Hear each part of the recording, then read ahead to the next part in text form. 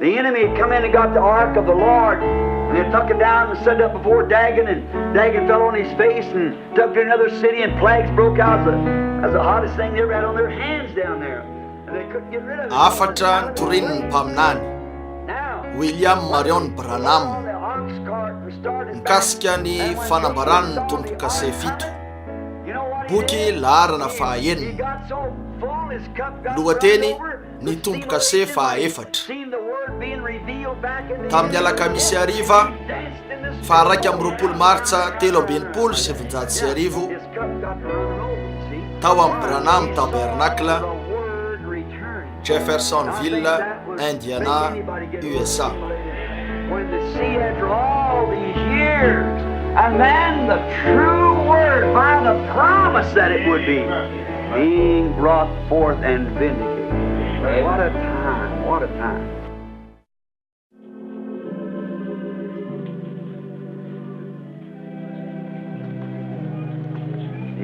miarabanareo iondrika fotoana fosika ankehitriny mba hivavaka ry rainay mpiany an-danitra manatona anao indray zahay zao arivo zao eny amin'ny anaran'ny tompo Jesosy mba anome fisaorana anao ny amin'izao andro vaovao zao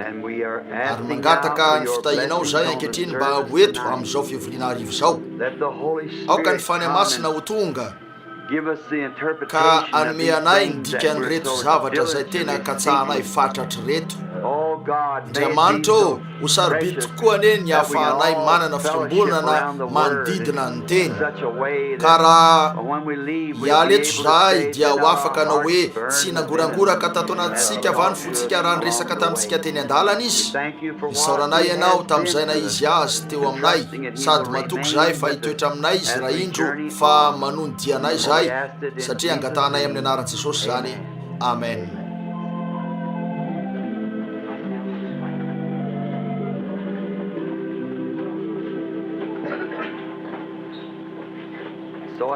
Faly tokoa aho raha tafaverina tao tranon'ny tompo anio arivo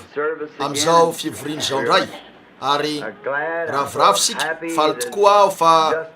nataoko fa tsy tonga mihitsy io anankiray io nefa tonga ihany zany tamin'ny farany ko dia feno fisaorana ny tenako fa ilay farany amin'ireo nitaingina soavaly efatra ireo izy ty zay everiko fa isan'ireo afatra fototra indrindra ho an'ny fiangonana amin'izao fotoana zao tsy fantatro ny amin'ilay anankiray manaraka voaraiko miandalana isan'andro ihany zany arakarak'izay anambarany an'io ihany miezaka ny manome an'izany arakaraky ny anomezany azy aho nahafaly anareo ve ilay fitahina mba tsikatrareo ve ny fomba ny fanarahany zany tsara tamin'ny taonan'ny fiangonana ny fomba ny fanitsiny zany tanteraka tsotro zao tamin'io tahaka zany no hoa maneo zany fa lay fany masina nanome ny taonan'ny fiangonana ihany no mbola fany masina manome an'izao hitanareo satria mifampiditra tsara zany asa lehibe ray ataon'Andriamanitra avokoa io maneho ny tenany amin'ny fomba maro samihafa izy matsikaritra ianareo fa rehefa naneho ny tenany tamin'ny Daniel izy tao amin'ny fahitana dia ho zavatra anankiray no nasety eo ohatra hoe ny osy teo amin'ity toerana anankiray ity na mety hoe azo ary ho sary olona amin'ny toerakafa nefa reo zavatra nataon'ireo dia mareo zavatra iray an-trany mba ho azo antoka tsara ny ahitantsika azy. Eny voakasika tokoa aho vao tsy ela teo raha nyresaka tamin'ity ramatoa mipetraka eto ity fa 5-20 taona eo izy ary izy vao tsy ela taloha kely nakanesako tany andrefana eny nisy zazavavy kely tany Ohio zay ataoko fa efa teo andalam-pahafatesana satria efa ratsy indrindra ny leucémie nahazo azy eny ny leucémie dia homamiadana ao amin'ny raha ka raha zazavavy dia ianareo tsara tena narary mafy tokoa ka tsy nisy fanantenana intsony mihitsy ny aminy avy tamin'ireo lalan-drano fomba namahanana izy ireo azy sady keo fianakaviana tena mahantra izy ireo ary dia madame Kidd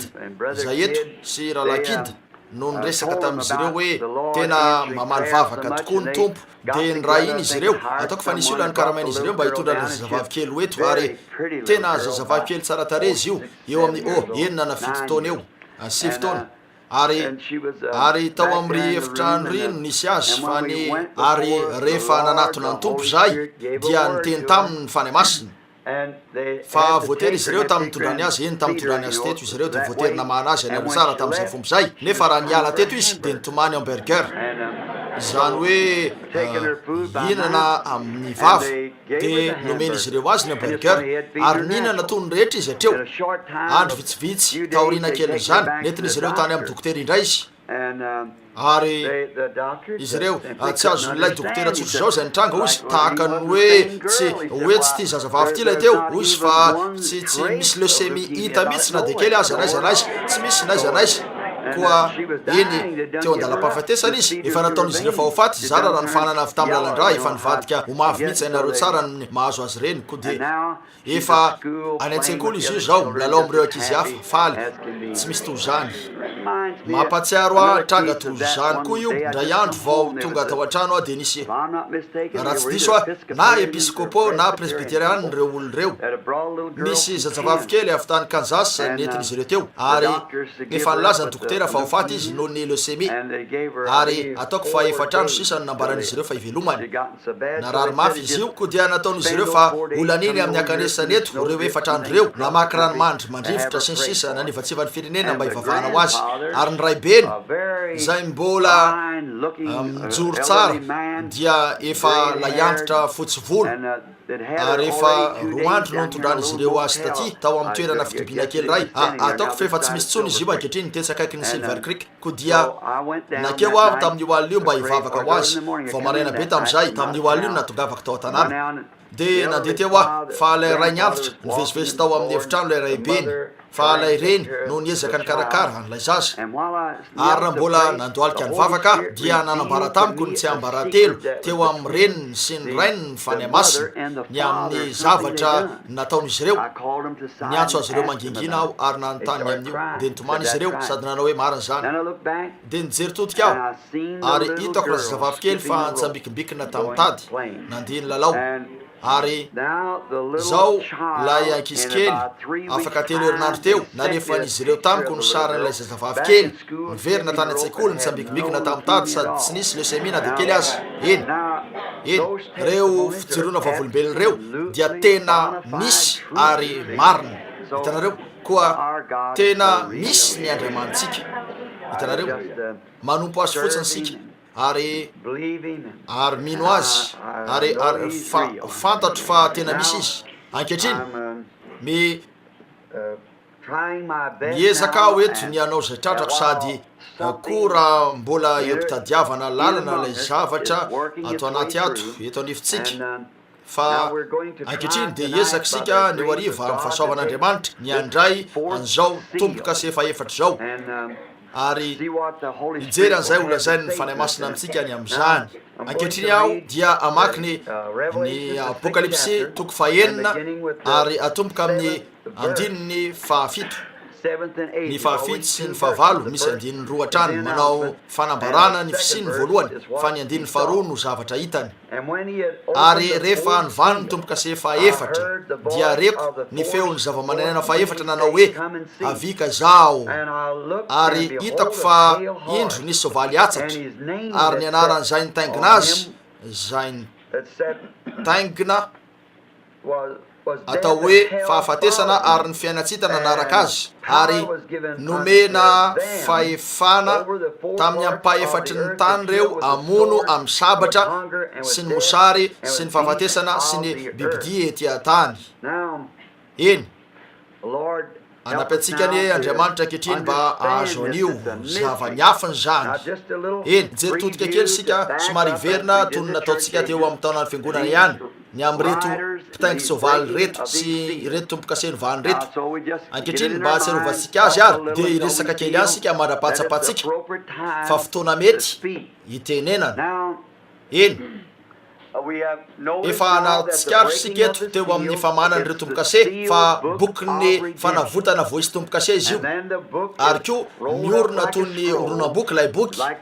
to lay fanao fahiny tsy karazana boky toy zao akory io satria tateo arina vao tonga ny tohitony reto karazana boky reto dia atao anatiny ataoko fa 50 taona teo zay na 200 ko dia naorona izy ireo zany ary nisy navelan'ny oatra kely sady efa nambarako anareo ny fomba nanaovana an'io sy ny toerana ahitanan'io ao amin'ny soratra masina ao amin'ny jeremiasy sisy dia naorona nanodidina an'io ny manaraka ary misy navelany oatra toy zao ary tombo-kase ny tsy raha ray tamin'izy ireo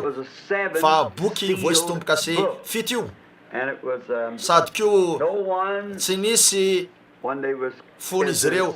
bokyny fanavotana voisy tombo-kase fito zany azafady ary ko tsy nisy tany an-danitra na tety an-tany na tany ambanin'ny tany ka metrika ny anokatra zany na nijery an'io akory aza de nitomany jaona satria tsy nahita olona izy satria raha tsy misy maka avy eny an-tanan'ilay tompony voalohany io boky io eny very teo amin'ny adama sy evy zany ka niverina teo tao arin'ny namozan'izy ireo ny zony ho amin'ny teny ho amin'ireo teny fikasana ho amin'ireo lovany izy ireo tsaro fa izy ireo no ny fenitany izy no Andriamanitra kely teo satria zanak'Andriamanitra izy fa ny zanak'Andriamanitra dia Andriamanitra kely eny tsy mifanohitra amin'ny soratra masina zany fantatro fa fahafarenesa zany nefa ho Jesosy raha reo zay aviany ten'Andriamanitra no nataonareo fa iza no aviany ten'Andriamanitra reo mpaminany raha reo zay iaviany ten'Andriamanitra no nataonareo ho Andriamanitra ahoana no ahafahanareo manameloka raha ho za zanak'Andriamanitra tenareo ko dia Andriamanitra izy ireo ary ny olona raha nateraka atao amin'ny fianakaviana zay atao hoe fianakavianareo ianareo dia zanaka ampahandrainareo ianareo ko dia koa rehefa tafiditra ny ota dia hitantsika fa niotra n'ilay tevana ny olona fa ny ranombolasy ny osy dia nandrakotra fa tsy namela mandra-pahatonga n'ilay tena fanalana tasy zay afaka naka ny petin'ny ota ka nandravanyio tanteraka ary nandefa azy verina eo amin'ilay mpamatika tamin'ny voalohany dia Satan zany rehefa tafaverina amin'ny Satana io dia miandra ny fotoana anafoanana azy ho mandrakizay iny maneho zavatra inotsika zany inotsika fa ho potika sy ho foana ary ho ringana tanteraka io inoko fa ho rava ny ota ary rehefa ny bebahany zany eo amin'ny fototry ny rany Jesosy Kristy dia tahaka ny mandatsaka rano mainty indray mitete ao anatin'ny zavatra misy eau de javel manalatasy ravainy ho akora simika fotsiny zany sady averiny avetrany eo amin'izay ny aviany hitanareo ary zay ny fomba ataon'ny rany Jesosy Kristy koa mametraka ny olona ho any ambadiky ny tevany indray zany ho toy ny zanak'Andriamanitra hitanareo ary eo izy dia lasa eny na dia ny ao amin'ilay herin'Andriamanitra mary ary indrindra fa rehefa andidy Andriamanitra nisiny zany dia isy zany ary miverina eo sika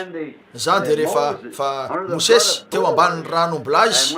nefa nisy fotoana ny fanenany tamin'io hazavana io dia lay andriafo tao amin'io romemy mirehatra io fa teo amin'ny toerana io izy no lay hiraka nomen'Andriamanitra azy ary mpaminany izy koa rehefa tonga teo aminy tenin'ny tompo dia miteny izy ka nisy zavatra no arina tamin'ny teny mihitsy azy hitanareo eny raha toka nisy zany teo ambanin'io dia ny ranombola ahoana ary ny amin'ny rany Jesosy tsy hoe nandrakotra fa namela an'io tanteraka ka mijoro eo amin'ny fanatrehan'Andriamanitra toy ny zanaka navotany ianareo eny hitanareo fa mbola tena miaina lavitry ny tombotsoany ny fiangonana ary ataoko fa matetika loatra sika no mitsapatsapa raha tokony tena androso ka hiatrika ny raharaha misy zavatra tiako lazaina nefa ataoko zany amin'ny fotoany ary mario eto fa misy zavatra tsy mety anohany eo amin'ireo fiangonana ary ataoko fa reo rafitry ny anaram-piangonana no manolana ny fisainan'ny olona sy ny sisa ka lasa tsy hain'izy ireo no tokony ataony amin'io mara zany saingy nandray fampanantenana sika fa ho voambarindray zany ary indro eto fa nasina tombo-kase tamin'ny tombo-kase fito io boky io fa reo tombo-kase fito reo no fa rehefa tapitra ny amin'reto tombo-kase fito reto hitantsika ao amin'ny Apokalipsy 10 fa misy kotrokorana fito tsy fantatra fa ny rany Jaona mba hanoratra saingy norarany tsy hanoratra ny reto izy teto fa amin'ny fotoana isinreto kotrokoran'reto dia hitatsika Kristy na nisy anjely nidina sady nisy avana sady nametraka ny tongony teo amin'ny tany sy ny ranomasina ary ny anina fa tapitra ny andro amin'ny fotoana io. Avy eo dia hitatsika tamin'izany teo amin'ny fisehon'ireo tompo-kase fa ny miala teo amin'ny asa fandelandelanana nataony tamin'ny maha-panalalana azy ilay zanak'ondry sady nandroso teo izy eto mba hitaky ny zony dia izay rehetra navotany tamin'ny nafahatesany. Ary avy eo tsy nisy afaka nanokatra ilay boky, tsy nisy nazony amin'io boky ny fanavotana izy io fa Andriamanitra ilay ray fanahy no nanana an'io teny an-tanany satria teo amin'ny seza fiandrianana tamin'ny maha-panalalana azy Kristy ilay mpanalalana tokana noho izany tsy afaka hisy olo-masina eo na Maria na Josefa na olo-kafa eo amin'io alitara io satria ilay rano ny laina ary ny rano Jesosy ihany no afaka nanao fanavotana koa dia tsy nisy afaka nakeo ho toy ny mpanalalana. Marin'izany tsy nisy hafa koa reo fiheverana rehetra ny amin'ny hoe anao fanelanelanana eo amin'ny Joda, ny amin'ny politika anao fanelanelanana eo Masibafy Cécile, ny amin'ny zavatra hafa dia fadalana. Zany dia tsy milaza hoe tsy feno fahatsoram-po sy tsopo reo oloreo, tsy milaza hoe tsy tsopo ianareo raha manao an'io raha zay no tanareo 5 diso ianareo dia tena tsopo amin'ny fahadisoana ary zay rehetra hoy ireo fa io anjely io no niseho tamin'ny Masida Bonifera ka nilazan'izao zato sy ny hafa koa ka izao no tokony ho lazain'izy ireo. Tsy salasalako ato antsaiko mihitsy raha hoe nisy olona nahita ny fahitana io, tsy salasalako hoe nahita ny fahitana io Joseph Smith saingy tsy mifanaraka tamin'ny teny hafa rehetra zany koa noho zany amiko diso zany hitanareo tsy maintsy mifandray amin'ny teny hafa rehetra io toy zany ny amin'ireo taonany fiangonana ny amin'ireo tombo-kase sy ny hafa rehetra amin'io. Ary raha misy olona mieritreritra fa hananan'ireo kotrokorana fito ireo raha tsy mifanitsy amin'ny teny hafa rehetra zany dia misy zavatra diso ao. Hitanareo tsy maintsy avy amin'ny hoe zao no lazain'ny tompo satria ity ilay boky ity no fanambarany Jesosy Kristy ao amin'ny fahafenony. Koa inoko fa lay zanak'ondry no nandroso teo tsy nalala izy ireo nitomany jaona tsy afaka nahita olona izy na tany an-danitra na teto an-tany satria tany ambadiky ny tevana avokoa ny rehetra. Hitanareo nota tsy nisy olona ka ary ny anjely mazava ho azy homendrika izy saingy ranomarina nilainy ny hoavana nilainy ny olombelona ary tsy nisy an'izany mihitsy teo satria nateraka avy tamin'ny firaisana ara-nofo ny olona rehetra nilaina ny naterahan'le anankiray tsy avy tamin'izany koa dia Andriamanitra mihitsy no nisahana an'io tamin'ny fahaterahany Virjiny ka tonga Emmanuel ny rany lay anankiray mendrika. Koa rehefa niampita an'io tevan'io izy mihitsy ka nandony vidiny sy nanisy tetezana mba hiampitantsika rehetra dia nipetraka teo izy toy ny mpanalalana ary mipetraka eo izy hatramin'io fa nikatona ranomarina ilay boky tamin'ny fotoana rehetra io efa teo zany saingy mbola tamin'ny tandidona nahity zany izy ireo na dia jaona aza nahity zany ilay fanambarana natao rehefa nivoaka ny voalohany ka nanao hoe nisy soavaly fotsiny nivoaka nisy nitaingina azy nisy tsipika teny an-tanany tandidona io tsy voambary zany tsia tandidona fotsiny io ary tony ny olona rehetra teto an-tany ihany izy tsy nisy azony nambara akoatran'io. Marina zany nanezaka mafy sy nitsapatsapa angamby izy tsy salasalana fa mety nisy teboka voakasy ny tetsy teroa taty aoriana kely nefa hitantsika tamin'izany teo ao amin'ny bokin'ny Apokalipsy fa amin'ny afatry lay anjely fahafito reo zava-miafina ny zava-miafina rehetra ny amin'izany dia tokony efa ho voambara amin'ny fotoana io. Eny ny Apokalipsy 10 voalohany hatramin'ny fito zany hoe tokony ho voambara zany amin'ny fotoana io amin'ny fotoana anaovany an'izany. Teo no namoahany kotrokorana fito an'ireo feo any hafahafa ary efa noratra jaona nefa nahalalany amin'io jaona saingy tsy nosoratany zany satria norarana tsy hanoratra an'io izy tena zava-miafina tanteraka zany tsy misy akory na tandidona ninonenina haintsika fotsiny fa izy nikotroko zany dia zay. Ary ankehitriny eto am-pandiniana zao aza adino eny ny alahady na ny alahady maray tsy hanao fivoriana hoety manasitrana sika satria ilayntsika ny mamaly ny fanontanian'ny olona eny raha tia metraka fanontanianany amin'ireo tombo-kase fito reto ianareo raha manahirana anareo zany ka misy zavatra tsy mazava aminareo aoko zany mba hikasika ny tombo-kase fito dia ho hitako eo amin'ny sabotsy arivo raha ampy zany mba maliko azy na tsy hitanareo koa raha amin'izao fotoana zao ny hoe ilaza eny resaka zavatra fa ohatra hoe tokony anao an'izao ve na mety nanofy ianareo fa eny tsaroa fa zavatra mendrika hodiniana avokoa izy ireny zavatra mendrika hodinia zany kanefa aoko sika tsy ala amin'ny tombo-kase fito eo ny tena misy atsika aoko sika natokana ho amin'izay zao fivoriana zao dia nitompokase fito aoko sika tsy ala am'izany tsy maintsy mandeha mody aho fa voatery ny anao fivoriana vitsy any andrefana iverina aho avy eo mandritra ny ray volana mihoatra kely na roa na toy zany ary mety hamelantsika ny anao zavatra fa ny tompo eo fivoriana hoe ty manasitrana angamba am'izay na zay mety na ino zany na inona avy eo manana trompetra fito sika eto zay mbola ty oarina hitanareo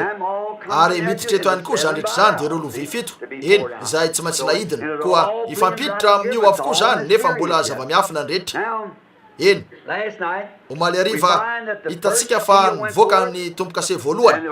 ary lay mpitaingy sovaly ary nanampy ahy tokoa ny tompo tena tsy nalalanyio teo aloha tsy mbola nisy fantatry mihitsy resy zavatra eto teo aloha mariny zany tsy fantatry tsotro zao makeo fotsiny aho raisiko ny baiboly ary mipetraka dia mijanona eo aho mandra-pisokatry zany toy zao raisiko fotsiny ny peniky ary manompoka manoratra hitanareo dia mijanona eo fotsiny aho mandritra ny ora maro angamba mandra-pahatapitra zany dia miverina aho avy eo mba anamarina sy jeriny ny toerana ny lazany anio hoy anakapo fa to tahaka ny fahitako tato ato zany raisiko ny concordansako amariko zany move ka misy zavatra toy zany ato arindry fa tena eo zany dia misy an'izany ray etsy ary misy an'izany eroa etsy ihany koa ery ihany koa dia ampifandraisiko fotsiny zany fantatry fandriamanitra io raha mbola hoe mifanity tsara amin'ny soratra masina rehetra ihany zany tsy maintsy zay ny fizotrany mitovy amin'ny manorina trano ihany ilain'ireo vato ny fanitsiny vato tsiraray eny omaly arifosika no nahita ny fisokafan'ny tompokase fahatelo sovaly fotsiny voalohany sovaly mena ny manaraka avy eo nisy sovaly mainty ary hitatsika tam'izany fa mpitaingity sovaly ray ihany reo mpitaingity sovaly reo tamin'ny fotoana rehetra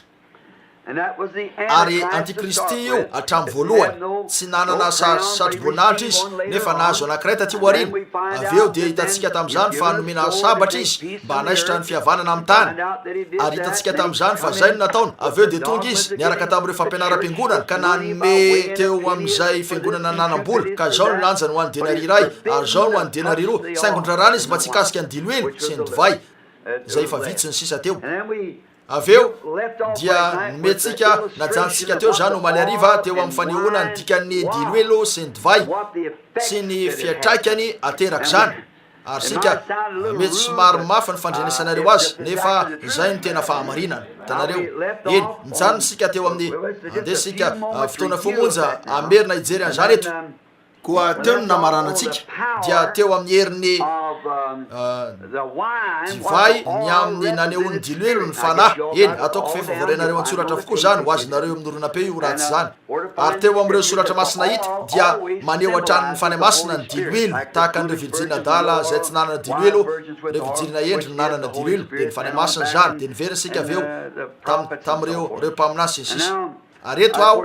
mazava ho azy fa tsy hamelatra n'ireo soratra masina rehetra mikasika an'io no zaho eny misy zavatra aza tsy haiko ambara aka fotoana maharitra zany saingy miezaka eto ny amoaka avy amin'ny soratra masina sy ny sisa zay mety ho ampy mba hamelany olona alala sy ahita ny endriky zany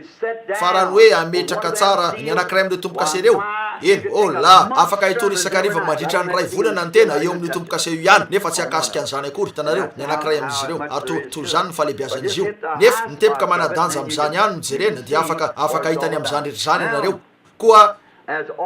naneo ny endriky ny fany masina ny diloelo dia hitatsika tam'izany fa nifandray teo amin'ny fanimpona ny diloelo sy ny divay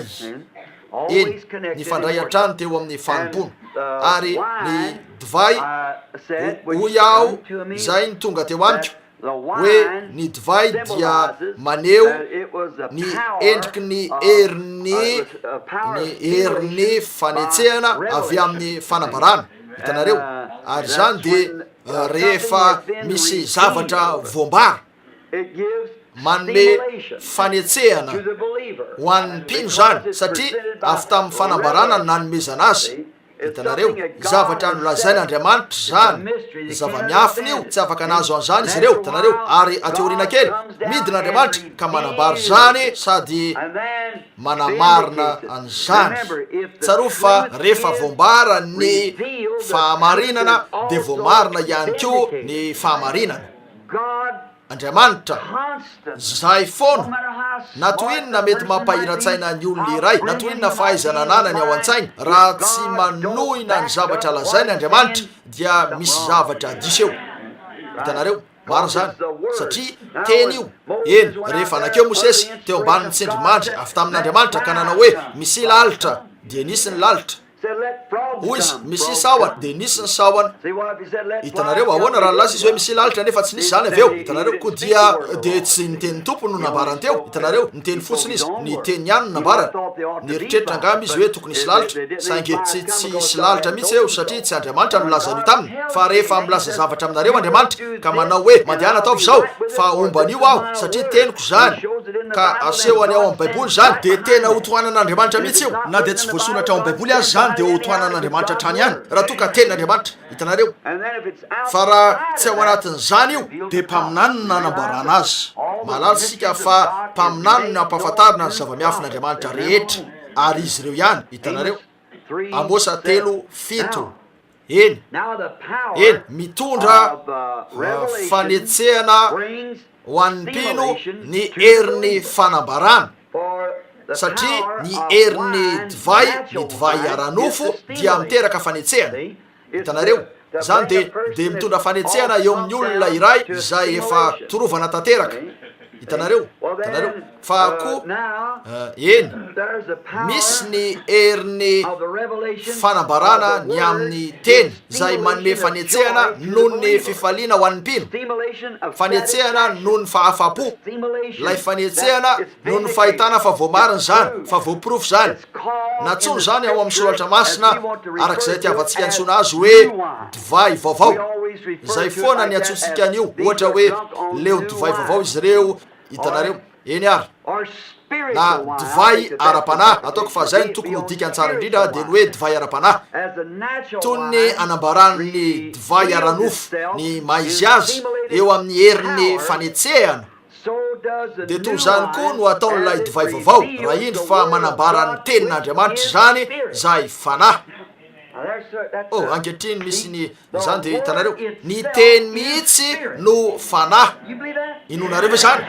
Andeha ovakiny zany, Masida Jaona enina, andesika amizay nareo dia tsy laza hoe fa eny olona no lazany. Andeha jerena hoe izy lazan'io de fantatsika na famarina zany na tsy.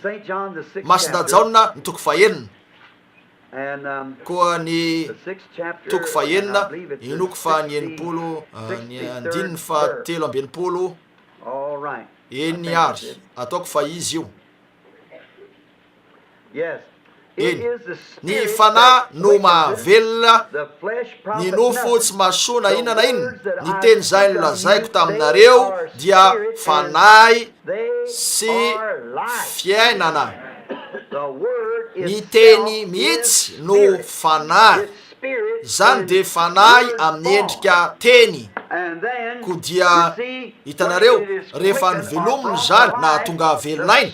dia lay fanahy ny teny no manao zavatra ka manatanteraka azy. Hitanareo satria ny ankehitriny jereo eto ilain'ny fisainana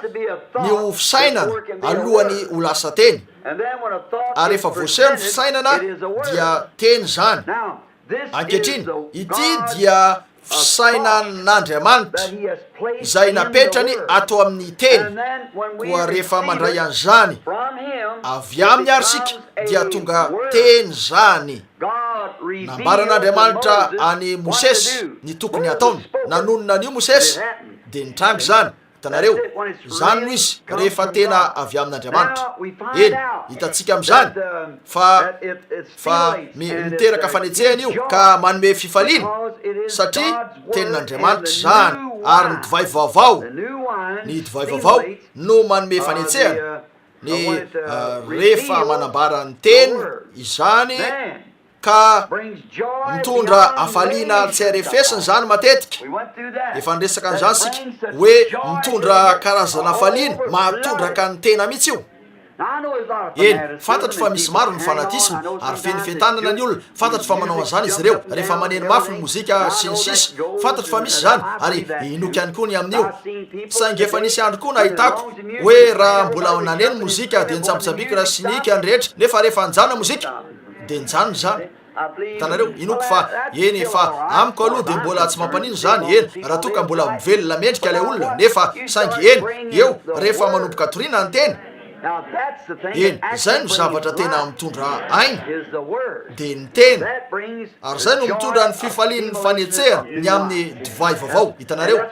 ary zay no zava-nisy tamin'ny Pentekosta rehefa voamarina teo ny teny. eny jereo eny o jesosy tamin'izy ireo Luka 4:27 indro zany mampitondra ny teny fikasany raiko anareo nefa miakara ho Jerosalema ary miandrasa mandra-pa inona no teny fikasany ray Joel 2:20 eny hitantsika eo fa andatsaka ny fanahy izy ao amin'ny Isaia 20:20 ny amin'ny hoe isy molotra miavakabaka sy fiteny baiko sy ireo zavatra rehetrareto niakatra teo izy ireo ary arak'izay fanahitantsika azy mety nilaza angambany anankiray hoe fa ataoko fefaela loatra ny andrasantsika andesika anaiky anio amin'ny finoana fotsiny fampianarana batista tsara tokoa zay saingy tsy naomby zany teo amin'ireo rahalahy reo koa dia nisy fotoana nilainy zany no tonga azo sapaitanana fa niandra ny fanamarinana ny teny teo amin'ny fanompony izy ireo ary rehefa tonga hitady ny fanemasina ianareo dia zay ihany no nataonareo eny azonareo ekena amin'ny finoana zany ilainareo no manaiky any Kristy amin'ny finoana tena marina zany ary amin'ny finoana nanekenareo ny fanemasina saingy avelao ny fanemasina ho tonga avy eo ka anome ny famorana toy ny vavolombelona fa nanaiky ny finoanareo izy hitanareo avy eo eny Abrahama nino Andriamanitra dia nisaina ho famarinana zany nefa nomena Andriamanitra azy ny famantarana ny amin'ny famorana toy ny fanamarinana fanekeny ny finoana koa zay zavatra ihany tsy maintsy ataontsika ilaintsika ny miandry ny fanemasina mandra-panao zany zavatra tsy voatery hoe satria ny teny tafiteny tsy fantatra sika tsy hoe satria nandisika nananana fihetsem-po nika fa mandra-pahatonga atsika ho niova mandra-pahatonga ny hoe nisy zavatra tena niova tsy raha raiko zay endrika iaviny zany rehefa nisy fotsiny io dia zay ny zava-dehibe hitanareo ary inoko fa tsara ny fiteny amin'ny teny tsy fantatra sy reto zavatra hafa rehetreto saingy tsy mahomby raha izay fotsiny ary fantarareo fa tsy mahomby zany koa tsy zay akory dia efa izy efa nahita an'ireo mpamosavy ny teny tafiteny tsy fantatra efa hitako ny teny tafiteny tsy fantatra ireo mpanahody sady nandita ho amin'ny fanahy zany mihitsy napetrany teo amin'ny tany ny pensily ary nanoratra tamin'ny fiteny tsy fantatra zany ary nisy olona nandikan'io marina zany ary marina nambarany marina zany zay nitranga mihitsy ny voasoratra teo ary tahaka zany mihitsy ny fandehany efa nahita azy ireo nanimpivovoka teo amin'ny lohany aho sady nadidididiny tena tamin'ny antsy ary norakofany tamin'ny ranony bibidina ny toy zany ary eny hitanareo nefa miantso devoly koa hitanareo fa tsy midiko zany tsy hoe miteny amin'ny fiteny tsy fantatra dia efa mahavita azy na dia miteny amin'ny fiteny olona sy ny anjely azy nefa tsy manana fitiavana dia tsy mahasoahy akory zany eny na dia vitako azy zany hitanareo koa tsy reny zavatra reny no midika hoe ananareo ny fanemasina fa rehefa izy lay olona lay fanahin'ny Kristy tsy mety maty no tonga mpamonjy anareo manokana ka manovo anareo ka mamily ny fijerinareo rehetra ifanandrify amin'ny kalvarisy amin'ny titeny ity dia nisy zavatra nitranga eny tompoko nisy zavatra nitranga tsy mila olona ilaza aminareo ny amin'io ho fantatrareo zany rehefa mitranga ary ny divay vaovao rehefa mitondra fanambarana io dia voambary zany eo ary toy zany nisy tamin'ny Pentekoste naalala izy ireo fa tokony nisy fanahy ilatsaka eo aminy ary niandry izy ireo mandra-pitranga zany ary rehefa tonga ny fanamarinana ny fanambarana dia teo amin'izy ireo ny fanetsehana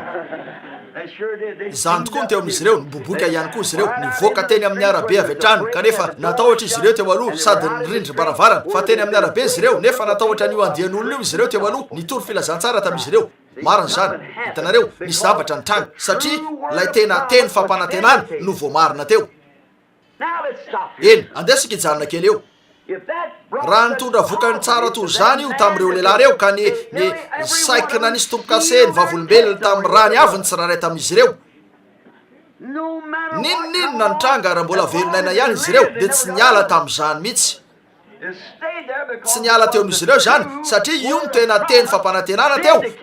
voamarina tonga voamarina ny fanambarana ary maty izy ireo na nisy tompo-kaseny vavolombelona tamin'ny rano manokana ankehitriny jereo ny teny fikasana ho an'ny andro farany ary indro sika fa mahita an'izany voamarina eto anatrehantsika mihitsy ny fiaviny ny fanemasina amin'izao fotoana zao sy ireo asa zay tokony nataony nefa hitantsika eto anivintsika mihitsy zany hitanareo tokony hatonga atsika la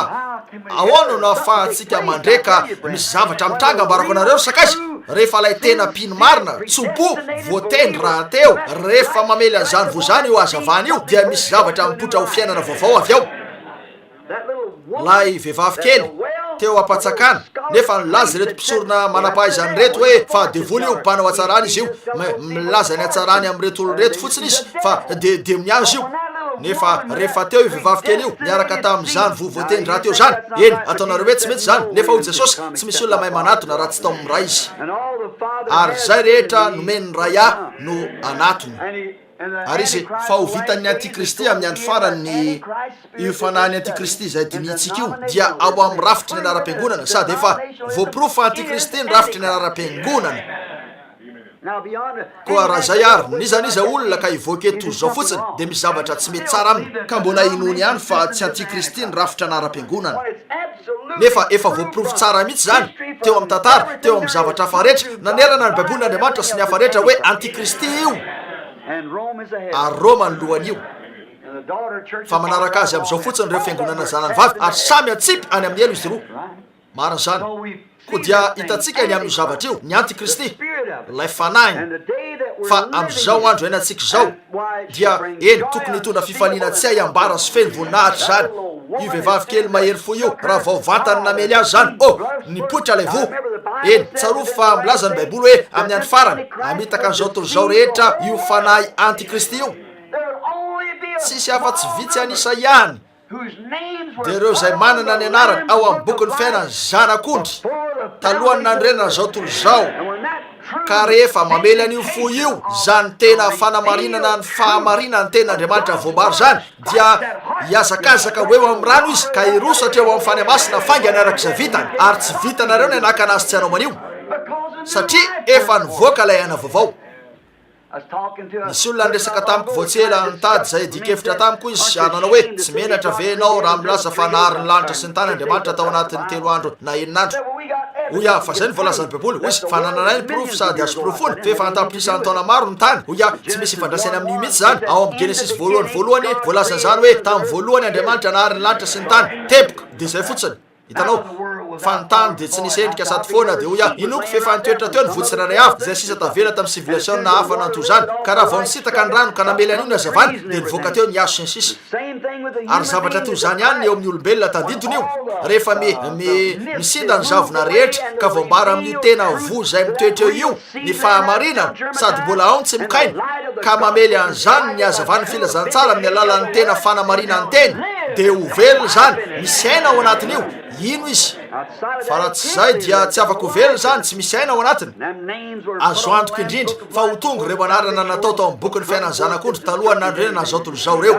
ary zay no antony ipetrahany jesosy eo sady manao hatrany asa fanelanelana nataony manapatonga n'lay vo farany ary ho fatany tsara ny fotoana avoakasika an'io tahaka ny mpampianatra livela ataoko fa mbola ato amin'ny fivorina izy andro maro zay ny tsy nahitako azy to tsy mahita azy eto eto izy eny nandefa taratasy kely ho izy ndra iandro iny ny amin'ny voalazany irene eny irene no raisiko no ny antony maro ho anjelylay taona nisy azy fa ozy rehefa tafiditra io mpikambana farany eo amin'ilay vatany io ao amin'io taona farany io dia tokony ho voambara le zavatra amin'ny fotoana io ary indro zany tena mariny zany hitanareo io ny andro isika eny ary koa feno hafalinany teo amin'ny pentekosta tena nisy fanetsehana teo amin'izy ireo ataoko fa zay ny fiatraikany namin'izana amin'izy andesika ijery fotoana fohy andesika andinika ny amin'ny davidy de tena nisy fanetsehana lehibe koa teo aminy hoy izy nikapokako feno de feno inoko fa nisy trangazavatra lehibe teo amin'ny fiainany inona na tonga azy nanao toy zany rehefa tao amin'ny fanahy izy satria mpaminany izy fatatsika fa zany izy zay ny voalazany baiboly mpaminany davidy eny satria mpaminany izy ary tao amin'ny fanahy izy ka nahita ny fitsanganana raha tianareo vakiny zany ao amin'ny salamo 9:7 raiky amby folo io ozy zany no ifaliny nofoko ola mitoetra tsy manana iay aho satria tsy ho foinao any amin'ny fiainatsita ny aiko tsy amelany ray masinao ho tratry ny lo ianao ary ambarako anareo fa feno de feno kapokany teo satria nahita izy na inona ny tranga teo hitany fitsanganana ka tena natonga azy ka feno de feno kapokany nanana kapoka feno de feno afindray davida ao amin'ny samuel faharoa noho ny aminareo manana pensily samuel faharoa 4:4 nisy ahitany mafy teo nentin'izy ireo ny fiara niditra teo ny favalo ary naka ny fiarany tompo de nentin'izy ireo tany zany ka napetrany teo anatriany dagony ary potraka ny ankohako dagony ary nentina tany amin'ny tananafy zany de tonga teo ny loza zany ka io ny zavatra nafana indrindra teo an-tanan'izy ireo tamin'izany ary tsy hain'izy ireo ny alany zany satria tsy tena teo amin'ny toerana io koa rehefa nataon'izy ireo teo amin'ny sarety omby zany ka nanomboka naveriny rehefa nahita ny fiavin'ilay fiara davida fantatrareo ve nataony tena tondraka loatra izy ka feno de feno kapokany ny fanetsehany rehefa nahita ny fiverenany teny voambara indray teo amin'ny Israely izy de nandita ao amin'ny fanahy niodikodina de niodina tahaka zany feno de feno kapokany hitanareo nahoana hitany ny fiverenany teny ataoko fa atongan'izaniza anana fanetsehana kely zany raha mahita izy reo fatahorin'ireo taona rehetra reo indro lay tena teny arak'ilay fampanantenana hoe isy fatorina sy voamarina fotoana tohiny ankehitriny andesika maky raha miresaka toy zao ihany dia tsy tonga amity mihitsy ka voatery any azo nareo hatramin'ny folo sasany navelako ny voakaloha nareo maly arivo koa dia tokony azonoko maharitra kokoa ny arivo tsia anairana kely anareo fotsiny zany hitanareo za arak'izay hitariany tompoantsika ihany nititsika tao ary rehefa nyvany ny tompoka se faefatra dia reko ny feo ny zava-mananana faefatra nanao hoe avy izao rehefa nyvany ny zanak'ondry ny tompoka se faefatra andesika hijanony eto ankehitriny ny tompoka se faefatra iza nanokatra an'io ny zanak'ondry moveka nisy olo-kafa mendrika sy nisy olo-kafa navidy zany tsia ny zanak'ondry no namany tompoka se faefatra ary ny zava-mananana faefatra lay zavatra mananany ataka ny voromahery no nanao tamin'izao hoe avy izao ny zava-miafina faefatra ny amin'ny plany ny fanavotana zay nafenina tao amin'ity boky ty satria eo mpamanan'io zanak'ondry amin'ny fiteny hafa zay ny zavatra lazainy ity eto ty ny zava-miafina faefatra nasehoaka anao tamin'ny tandidiny zany ankehitriny ry jaona tsy fantatro raha mazava aminao zany na tsy nefa nysoratany zavatra hitany saingy zava-miafiny zany teo koa zay zavatra hitany no nysoratany ny zanak'ondry no teo mpanokafana andro tomboka se nefa tsy mbola nambaran'Andriamanitra zany teo najanona ho an'ny andro farany io hitanareo tandidino nananatsika de naminavinan'io sika ary nanao tsara sika indraindray hitanareo nefa fatatsika fa mandroso hatrany zany sangeto amin'ny andro farany afaka ijery totika sika ka hitany na izy azy zany ary zay no efa tokony hitranga zany hoe eo amin'ny fiafarany tao am-piangonana mialoha kely ny fampakarana ahoana nafahany olona iray mahita hoe andalo fahorimbe ny fiangonana tsy fantatro fa inona ny ilana izy io andalo fahorimbe nefa tsy misy io teo aminy ny tiako ambara tsy ny fiangonana ny tiako ambara andalo fahorimbe ny fiangonana fa ny ampakarana ny resako eto ny ampakarana tsia tsy manana ota hiampangana azy izy na de kely azy efa ny fitsinany amin'io izy ary tsy misy akorina de tsy misy akorina de ny fofony azy tsy misy tavela mihitsy tanteraka eonatry an'Andriamanitra izy reo koa fahorimbe inona indray no anadiovana azy reo sasany reo no eo ny fiangonana no mandalo fahorimbe fa tsy ny ampakarana efa niraisitsika tamin'ny tandidina maro zany teo ohatra hoe ny fiangonana no endriky reo nampitaina teo amboniny afaka avy ao izy ary lavo tao amin'io hitanareo nandalo teo tokoa izy reo fa lasa mialoha enoka zay endriky reo olo-masina zay hiditra mialohan'ny vanim-potoany fahorimbe hitatsika tamin'izany fa io zanak'ondry io no namany tomboka se ankehitriny ny zava-manana voalohany hitatsika raha tsikaritrareo ny zava-manana voalohany hitatsika de ny liona no zava-mananaina voalohany zavatra mananany iray hitatsika zany tao am'bokyny tombo tamin'ny taona fiangonana aveo ny zava-mananaina faharoa ataoko fa nanana tava tahaka ny omby izy na zanak'omby ary ny zava-mananaina fahatelo no nanana tava tahaka ny olona fa ny zava-mananana faefatra no nanana tava tahaka ny voromahery zay fomba zay mihitsy nahitantsika azy milahatra tsara toy zany mihitsy ary zay mihitsy aza ny fomba nametrahana azy ireo tato amin'ity boky ety fa nisy mpampianatra lehibe iray ndray mandeha tany Florida nampianatra izy hoe ny boky ny asa de zavatra natao hiakarana fotsiny raha hoan'ny fiangonana ka teo amin'ny filazantsara efatra no nahitana ny fiangonana nefa nahitsika fa mifanohitra amin'izany no izy reo filazantsara efatra reo no miaro ny bokin'ny asa avy am'ireo filazantsara efatra reo no nanoratana ny bokin'ny asa de reo asan'ny fanamasina tao amin'ny apôstôly ary hitatsika tao amin'ny boky fa miandry tsara reo mpiaro reo atsinanana varatra ndrefana sy atsimo tsanonareo ve namaritatsika an'izany teto ary mahafinaritra tokoa ny fanitsiny zavatra rehetra amin'ny fomba tanteraka misy tiako tsikaritra reo ny hoe avika izao jaona misy tiako tsikaritra reo ndray alohan'io ity eto ty no mpitaingitry soavaly farany zay maneho ny fiasan'ny antikristy. Raha pitsoariva aka an'ireo fanahy eo ambany altarsika, ny ariva manaraka reo fitsarana, ny ariva manaraka lay fiaingana, ny amin'ny fiafarany taom-piangonana, ny fiafarany andro sy ny zavatra rehetra. Hitanareo rehefa akarina izy io no zany eo amin'ny tomboka fafito eto io mihitsy aidina reo lovia ary naidina ny zavatra fa rehetra tsy fantatro ny amin'ireo zavatra eo mario. Nefa eto ny amin'ty eto ty hitatsika fa voromahery ty olona eto ty ity lehilahy zay na ity zava-manena fa efatra zay nipotra teo ty na amin'ny fiteny hafa misy taona efatra samy hafa ny am'izany. Nisy ny taona ny liona ary hitatsika tam'izany fa taona fa efatra ny eto de hoy izy avika izao ny zava-miafina fa efatra ny amin'ny boky ny fanavotana zay fanafenina tao amin'ty boky ty avy izao. Ary nakeo jaona mba iza dia nahita sovaly atsatra izy ary eto ndray lay mpitaingitra sovaly teo ihany no eto amin'ity sovaly atsatra ty. Ankehitriny manana anarana izy io hoe fahafatesana. Eny mario, tsy nisy tamin'ireo mpitaingitra sovaly hafa, tsy nisy tamin'ireo sovaly hafa tamin'ny fotoana rehetra nandehanan'io mpitaingitra sovaly io, tsy nisy nanana izy ireo, tsy nisy anarany olona io. Fa eto izy vao natsoina hoe fahafatesana, tsy nambarany amin'io teo. Hitanareo voambary zany ankehitriny hoe fahafatesana maizy azy. Eny toy inona no afahantsika mamelatra an'izany eo amin'ny toroteny ray ka nazava nyzany tsara. Fa ny zavatra rehetra zay anty ka manohitra ny tena izy dia tsy maintsy fahafatesana satria zavatra roa ihany misy de zao ny fiainana sy ny fahafatesana. Ary zay no manaprofo fa ny fanambaran'ny fanahy masina mikasika azy ty amin'izao andro zao dia tena fahamarinana tanteraka lay anty fahafatesana izy io satria ny teny arak'izay ahitantsika azy aty marina no fiainana. Hitanareo fahafatesana no ny antsona an'io olona io. Eny tsy nambara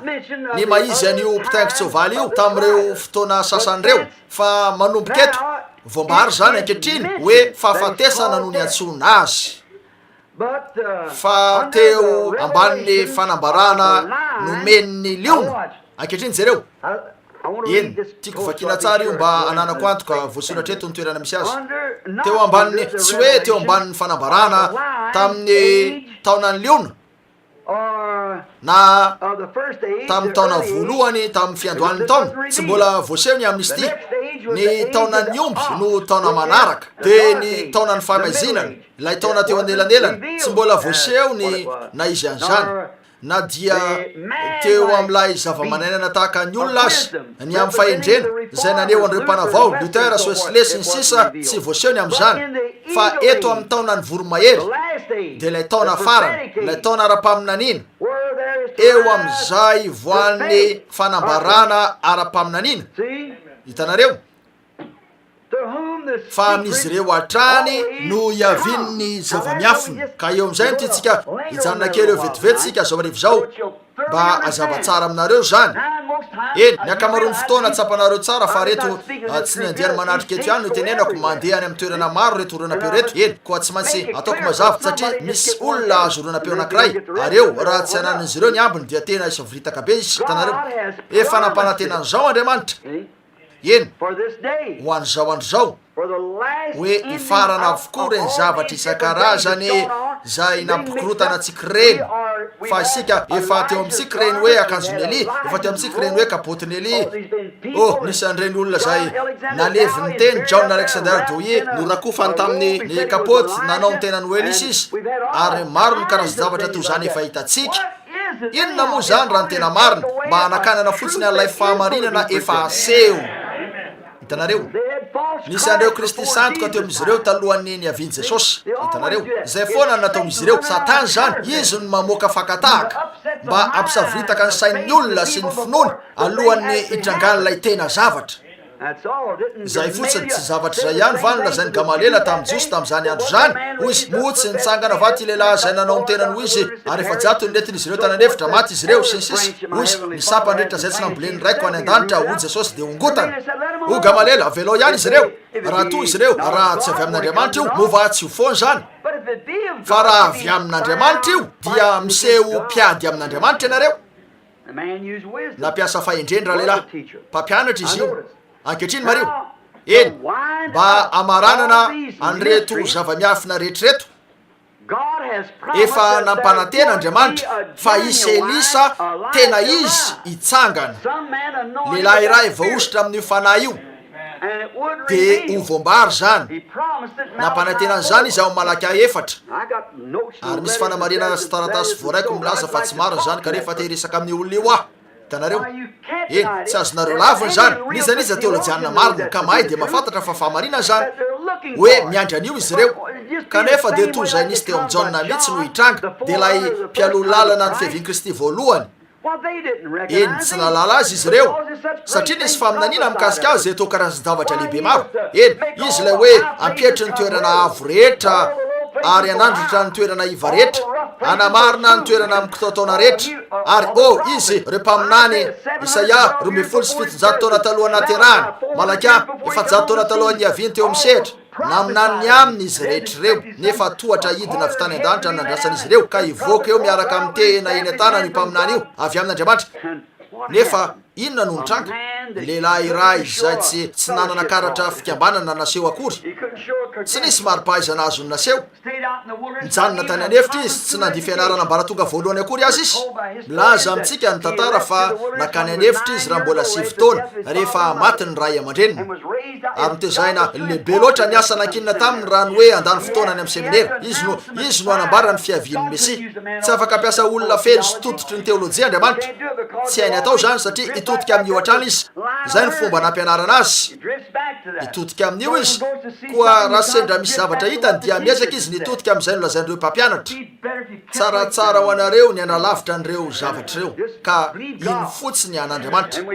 koa dia hitantsika fa diso azy izy ireo na de ireo apôstôly zay teo aza de diso azy eny ho reo nahoana ny lazany soratra masina reo mpanora-dalàna milaza fa ele hoy izy fa efa tonga izy fa ianareo tsy nafantatra azy ary eo no todiako raha miresaka ny amin'ny fitsanganana na ny fampakarana ho lasy zany nefa izy ireo fantatry fa fahafarenesiny zany kanefa mety ahalala misimisy kokoa ianareo aorin'izao fivorikarivo zao raha sitrapony tompo ny amin'ny tena fomba hitrangana zany hitanareo ho tsy abarately io saika tsy misy olona alalany amin'izany eritreritra fotsiny zao toy zao fa anondia ny tonony nataony hatramin'izay ihany izy hitanareo ka tena zay foana ny fomba nanaovany azy ianareo tsara isalasalako raha hoe misy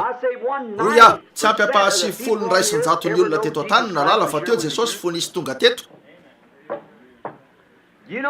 hainareo tsara fonina aminany eli ataoko fa saiko tsy nisy olona nalala fa izy no olona iray adala teny nalalana izy ireo azy karazana fanatika ratsy nefa reo nakala azy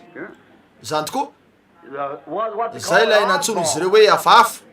ary ataoko fa karazany hoe hafahafa ny kristiana rehetra nateraka indray ho an'izao tontolo zao satria efa niovy ianareo tontolo hafa no niavianareo avy tany ambadika ilay tevana ny fanahinareo ka ny zavatra misy eto de karazana fahasimbana koa raha tsy miavaka ianareo de misy zavatra tsy mety eo ianareo mbola mifamaritra loatra amin'ny tany ianareo tokony ho amin'ny lanitra ny fisainanareo ary ny teny no ivelomany lanitra eny mahatsikaritra isika fa nitrango io zavatra lehibe io eny mino sika fa tsy maintsy ho tonga lay tena fanahiny Elisy efa voalaza raha teo fa isy zany hitanareo ary tsy maintsy tsarovantsika fa ho eo zany amin'ny vanim-potoana amin'ny androny mety ampametrahana fanorenana ho an'io sika ankehitriny ary tsy ho rafim-piangonana zany tsy miompikevitra amin'ilay sakaiza akaiky aho ny amin'io lasa izy fa ho andian'olona io tiako aseho anareo amiko ao amin'ny soratra masina zany Andriamanitra lay Andriamanitra tsy miova dia tsy manova ny planiny mihitsy raha zay no ataony dia tsy Andriamanitra izy mariny zany satria mety maty izy zany ary mitovy amiko ihany ny fahalalany sady manao fahadisoana izy tsy mbola nanova ny planiny mihitsy Andriamanitra hatramin'ilay andro tao amin'ny Saedena nanao planina ny amin'ny fanavotana izy de ny raha nefa tamin'ny fianarana no izahantsika tamin'ny fanaovana didijadina no izahantsika tamin'ny psikolojia no izahantsika tamin'ireo anaram-piangonana no izahantsika tamin'ny zavatra maro no izahantsika anosika ny olona ikabana na ampikambana ny olona ifankaty sy ny maro hafa rehetra tsy misy toerakafa isian'ny fiambonana afa-tsy eoban'ny raha eny eo ny toerana tokana ionan'Andriamanitra amin'ny olona iray an-trano no ifampirarahian'Andriamanitra manana fieverana roa ny lehilahy roa tsy mbola nisy mety mpaminany lehibe roa teto an-tany ka naminany tamin'ny fotoana iray ihany mijery totika ka zao raha nisy zany tsy tompoko isy fisavorovoroana be loatra lehilahy ray mafoy tena tanteraka aminy no ilainy anana dia ampiasainy olona io mitady any olona io izy sangy isy anankiray ndray androany isy olona iaino azy teny miampy teny na inona mety lazain'ny hafa tsy ala amin'io mihitsy izy ireo mariny zany iandry an'ilay zao no lazain'ny tompo izy ireo ary ko tsy etsika izy ireo raha tsy eo zany ho voamarina tanteraka izy io ianareo de eny ankahalan'izany ny tontolo any ivelany fa lay vovoafidy lay vovoatendry raha teo toy zay nisy tamin'ny andron'i jesosy rehefa mamiratra io azavana io dia ho velonaina toy zao io vo io ahafantatra an'io izy ireo azo an'io izy ireo tsy ilainareo azavaina firiny amin'io ora vehivavy tompoko hitako fa mpaminany ianao fantatro fa raha avy ny mesia dia tokony hoy izy zany hoy izy zany de ampy tsy nilainy niandro teo nandrifitry ny alina ka niandro tamin'ny alina manaraka voarainy teo eo zany de lasa izy nanao ndiana niteny tamin'ny hafa mikasika an'io eny tsarova eny ny taonan'ny liona ny taona voalohany de le liona avy amin'ny fireneny joda kristy zay ny fitaomana teo amin'ny fiainany manokana niatra tamin'io taona io zava-mananana voalohany zay midika hoe ery zay namaly tamin'ny alalan'ny feon'olombelona ny taonany omby no taona manaraka na ny taona lainy taingina sovaly maizina hitanareo eny ny antony natonga an'ity taona voalohany ty ho taona fotsy dia ny araka zay reko lazain'ny olona trano de hoe io mpitaingy sovaly voalohany io lay fotsy de nyherin'ny fiangonana zay nivoaka mba andresy nahita nefa sika fanomena satroboninahitra izy hoe zay izy io ny fiangonana io nefa nizotra nakaiza izy nakao Rome teo nitoerana nalehany voarainy ny satroboninahina eny ny taona faharoa de lainy taingina sovaly mena ny taona ny famazina zany ary teto ny taona manaraka de ny olona tam'ilay taona nisy nitaingina sovaly mainty ary taona nisy an'ireo mpanavao io hitanareo zay lay feniteny teo eny lay nitaingina sovaly mainty dia antikristy fa lay anankiray miteny eo amin'ny taona io dia voaseho tamin'ny endrika olona de ny fahendreny zany fahiratatsainy fetsy hitanareo nefa tsy nazava tamin'izy ireo zany hitanareo tsy natsony izy ireo tsy nomena izy ireo anarany io hitanareo laza fotsiny izy ireo hoe nivoaka izy fa eto rehefa mivoaka ny taona ny voromahery io anankiray io no nampitahan'ireo mpaminany an-trano tamin'ny voromahery Andriamanitra na ny tenany aza dia atsony ho voromahery miakatra avy tokoa ny voromahery ka tsy misy zavatra hafa afaka efaninana aminy tsy hoe ny ambony any any izy fa ny akeo amin'ny toerana io mihitsy ny nanamboarana azy rehefa eny ambony any izy dia afaka mahita ny toerana misy azy misy ny olona sasany miakatra eny ambony any nefa tsy teny akory ny toerana misy azy ka tsy mahasoa azy ny miakatra eo nefa nareo raha fa raha ny goaka anao avelanareo anidina miaraka amin'ny voromahery na ny papango na ny ray am'ireo de potipotika ny tenany tsy maintsy mahazaka fanerena izy raha io toerana aliany io zay ny olana ankehitriny tsy mahazaka fanerena ny sasany amintsika mora mipoka loatra sika eny rehefa mitsambikina eo ary nefa tsy maintsy mahazaka fanerena sika rehefa tonga eny ambony eny ianareo de ilainareo ny manana fijery maranitra toy ny voromahery mba hahita ny zavatra ho tonga sy alala ny tokony atao eny ny taona ny voromahery nanambary zany eny hitantsika tamin'izany fa fanampanentenaina ny taona ny voromahery ao amin'ny apokalipsy 17 sy ao amin'ny Malaka raha efatra hoe isy zany amin'ny andro farany hitanareo mariny zany hoe zany eny ary mario eny io zala io hitantsika tamin'izany fa mitaingina sovaly atsatra izy atsatra la aveo mario aveo 20 tapitrisa ny protestanta araka zay niraisitsika avy ao amin'ny fanavoazana lehibe nisoratany Schmicker ny amin'ny fitantarana martyra nataony Rome omaly ariva hitantsika fa hatramin'ny taona 500 inoko fa na 20 saroko tsara eto hoe firy fa 20 tapitrisa no ny vonoina no ny fikomina teo amin'ny fiangonana romanina voalohany Roma tsy mahagaga raha vitany nanao ny tenany ka nandray ny anarana hoe ka natsona hoe fahafatesana azo antoka fa zany izy eny Andriamanitra irery no mahalala hoe firy ny maty ny ara-panahy tamin'ilay fampianarany anty baiboly anty teny ireo 20 tapitrisana sy ny sabatra no eto ary nyvonoana izy ireo ary mety amina miliara arabaky teny no maty ara-panahy amin'ny fampianaran-disony tsy mahagaga izy raha afaka andray ny anarana hoe fahafatesana hitanareo ve lay mpitaingy sovaly tamin'ny voalohany izy tamin'ny maha-antikristy efa fahafatesana hatramin'ny voalohany io kanefa tsy nanatsiny ny fahitana azy teo aveo de nomena satroboninahitra izy telo tamin'izany ary efa azony zany de napraisiny aveo napraisiny satana ny fiangonany sy ny fanjakany satria efa izy eo no manapaka azy roa satana lay antikristy fa miendrika lehilahy ray ary ko ny masida matio ihany ko inoko fa zay ny toko fa efatra no milaza amitsika anio nio satana no mitondra an jesosy tombotsika niakatra teo ary nasehoany azy ireo fanjakany zao tontolo zao izy rehetra tao anatin'ny fotoana fohy sy ny voninahitra izy ireo de natolony azy zany ary izy ireo azy izy ireo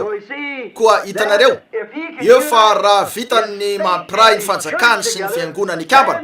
de afaka andeha mafy be am'izay le mitangina sovaly mena eo hitanareo zany mihitsy eny koa hitatsika avy amin'io ny zava-miafina mikasika azy eto ao amin'ny fiangonany sy ny fanjakany ny dingana fa efatra teo amin'ny fanimpony natsony izy hoe bibidia antikristy ny atsona azy voalohany hitanareo mpamina santoka aveo ny atsona azy de natsona hoe bibidia eto sika dia mahita azy antsona amin'ny maha bibidia azy eny tiako tsikaritrareo fa ao arin'ilay sovaly fa efatra zany ary eo amin'ny sovaly fa efatra io raha tsikaritra ianareo izy rehetra fotsy lay voalohany aveo de mena ny manaraka ary mainty ny manaraka fa ilay fa efatra voaseho eo amin'ny avokoa reto telo reto satria miatsatra dia ny mena sy ny fotsy sy ny sisa nafangaro ikambana hitanareo izy ny fangaro tao amin'ity sovaly anankiray ty avokoa zany hitanareo dia lasa efatra zany eo na ranomarina telo zay ray koa dia ny fangaro avokoa tao amin'io zavatra anankiray io zany eny tiako tsikaritrareo ny am'ireo efatra reo maro fa tsy mifanitsy amin'ny kajy ara-panany efatra ny telo no an'Andriamanitra ity kosa efatra ao amin'ny efatra no misy azy eto voalohany antikristy fotsy faharoa mpaminany sandoka mena fahatelo solotena manapaka ny lanitra sy ny tany ary ny afo fandiovana mainty fa efatra lay bibidia sovaly atsatra satana voaroka avy tany an-danitra tianareo vakina ve zany apokalipsy 12 ary 13 satana voaroka avy tany an-danitra aveo amin'ny apokalipsy 13 ray valo tonga vatana ao am'ilay maizy ny bibidia izy antikristy izy tamy voalohany zara raha fampianarana natao hoe nikolaisme aveo izy dia lasa avy am'zany ho mpamina santoka raha toka antikristy izy ny antikristy de mpanohitra zay rehetra manohitra ny tenin'Andriamanitra dia manohitra n'Andriamanitra satria ny teny dia Andriamanitra tamy voalohany teny ary ny teny tao amin'Andriamanitra ary ny teny de tonga nofo kristy kanonina tamitsika ary indro izy fa manohitra ny teny izy ary no antikristy nefa tsy afaka asina satroboninahitra ny fanahy zay no antony tsy nanana satroboninahitra tsy pika ihany tsy nisy nana tsy pika ary no tonga teo izy tamy fotoana tokony hanomezana satroboninahitra azy dia lasa mpamina santoka ho an'ny fampianarany antikristy izy azonareo ve de mahasabatra izy eo satria akamba no iray ny fahefany ary tsy laintsony ny antan'izany izy eo izy ny mpanapaka ny fanjakany izy ny mpanapaka ny lanitra mandray satroboninahitra telo izy ny fiheverany ihany namoakany hoe afo fandiovana koa raha misy maty ao sasany am'izy ireo ka misy manambola ampy sady tiany ny amoaka azy avy ao afaka hivavaka izy mba amoaka azy avy ao satria anana ny fahefana anaovana an'io fa solotena izy zany tokoa izy io eo maka ntoeran'Andriamanitra eto tany tena mazava tsy misy toy zany efa hitantsika io navoaka mazava hananerana ny baiboly ary nokajitsika ny fanisana an'ireo isany sy ny maro afako indro sy fa na de teto aza dia isa efatra tsy nisa telo isa efatra hitanareo ankehitriny andesika matika apokalipsy 12 andesika makely an'io satria ananatsika ny fotoana anaovana an'izany koa andesika amaky ny toko fa 12 ary ny andiny ny fahatelo 12 ary tamin'ny zany olo zany dia nisy orotany mafy tsy eo amin'ny tsy lay izy ny voaraiky ny fahatelo 12 ary rehefa hitan'ilay dragona fa nazera tamin'ny tany izy dia nanentsika lay vehivavy niteraka ny zazalahy izy eny hitanareo fa nazera tamin'ny tany izy ka lasa tonga vatana raha indro fa lasa tonga vatana ao amin'ny lehilahy iray lay fanahy antikristy miovaova endrika hatrany ho zavatra hafa io lehilahy io avy amin'ny fanahy antikristy ho mpamina ny santoka aveo de miditra ao aminy lay bibidia tena mitovy amin'ny fitombony fiangonana mihitsy ny fiangonany de nydroso avy tamin'ny antikristy ho mpamina ny santoka ary ao amin'ny taona lehibe ho avy io de lay bibidia no iseho koa tonga am'izay fomba zay koa ny fiangonana tamy fanamarinana fanamasinana ary ny batisa ny fanamasina zany hoe kristy ao amin'ny olona zany mihitsy ary izy no naka an'izany endrika teo olay eny izy no naka endrika tam'izany zay no izy eo izy io zany mihitsy izy zany voaroka avy tany an-danitra izy ankehitriny hitantsika tamin'izany ao amin'ny apokalipsy 3:10 ray hatramy 8 ary hitako fa indro nisy bibidy niakatra avy tamin'ny ranomasina 9:20 lay teo tamin'ny androana azy ankehitriny jereo hitako fa indro nisy bibidy niakatra avy tamin'ny ranomasina nanatandroka 10 sy 7 ary tamin'ny tandrony dia nisy diadema 10 ary tamin'ny lohany dia nisy anarana fitenenan-dratsy ary ny bibidy izay fa hitako dia tahaka ny leoparda ary ny tongony raha mba nanana fotoana mantsy sika eto dia afaka hijery an'ireo tandrivoreto reo mandritry ny alina ka anehoana anondrona fa mbola izy ihany io ny rehetra saky malalan'izany ny akamaroanareo tamin'ireo lesinafa ary ny tongony tahaka ny anibera ary ny vavany liona ary lay dragona nanome azy ny heriny ny seza fiandrianany ary fahefana satana tonga vatana hitanareo ary hitako ny lohany anankiray tovoka efa ho faty ary mitoy ihany arakaraky ny irisona raha tianareo dia vakio hatramin'ny farany zany rehefa azonareo atao tsy andesika mahakely fotsiny ary hitako ny lohany anankiray izay tovoka ho faty nefa sitrana ihany lay fery ny saika anafaty azy ary gaga ny tany rehetra nanaraka lay bibidy jereo tsara io azan'ny communisme mihitsy ny jerena fitaovana fotsiny ihany izy io zavatra eny an-tanan'Andriamanitra mba hanampy anareo ndra iandroany amin'ny amalinany raha arak'izay ho hitantsika ara-pitsariva hitanareo ary de ny ankohaka teo anoloany lay dragona ireo iza moa lay dragona satana marina ve zany lay dragona mena eny ary satria izy no nanome ny fahefana ho an'ny bibidy avy eo no nandraisan'ny fahefana hitanareo ary ny ankohaka teo anoloan'ny bibidy koa ireo ka nanao hoe iza no tahaka ny bibidy ary iza no mahay miady aminy dia nomena vava miteny zavatra miopapana sy fitenenan-dratsy izy ary nomena fahefana mba hiasa 2 volana ary nanokatra ny vavany hiteny ratsy an'Andriamanitra izy zay ary hitanareo eny ary niteny ratsy ny anarana fiatsona no nomeny azy sy ny taberna kely lay toerana fonena ny fany masina ny anao toerana ho an'io ao Roma dia ny tanàna ny Vatican azonareo toizana hatrany zany dia reo mitoetra any an-danitra niteny ratsy azy ireo tamin'ny filazany fa mpanalalana izy ireo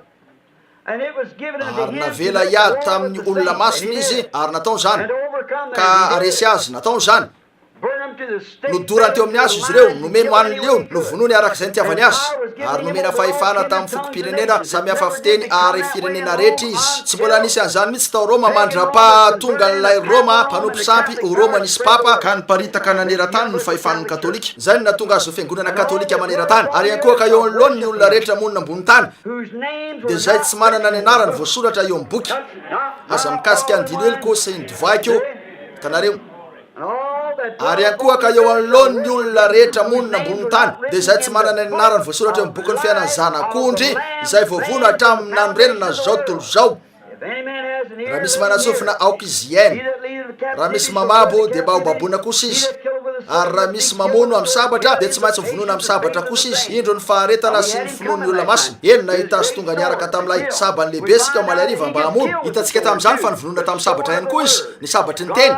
lay tenin'Andriamanitra maranitra sabatra roa lely no mamono azy ka mandavo azy andraso ny fotoana moandro kotrokorana fitireo ny feoana eo amin'io andiany zay tena afaka ndray ny tenin'Andriamanitra sy azona an'izany fa andidy sy anapaka zany fa vitan'izy ireo ny anidy ny lanitra vitan'izy ireo ny anakatona an'io na anao an'izao izay rehetra tiany atao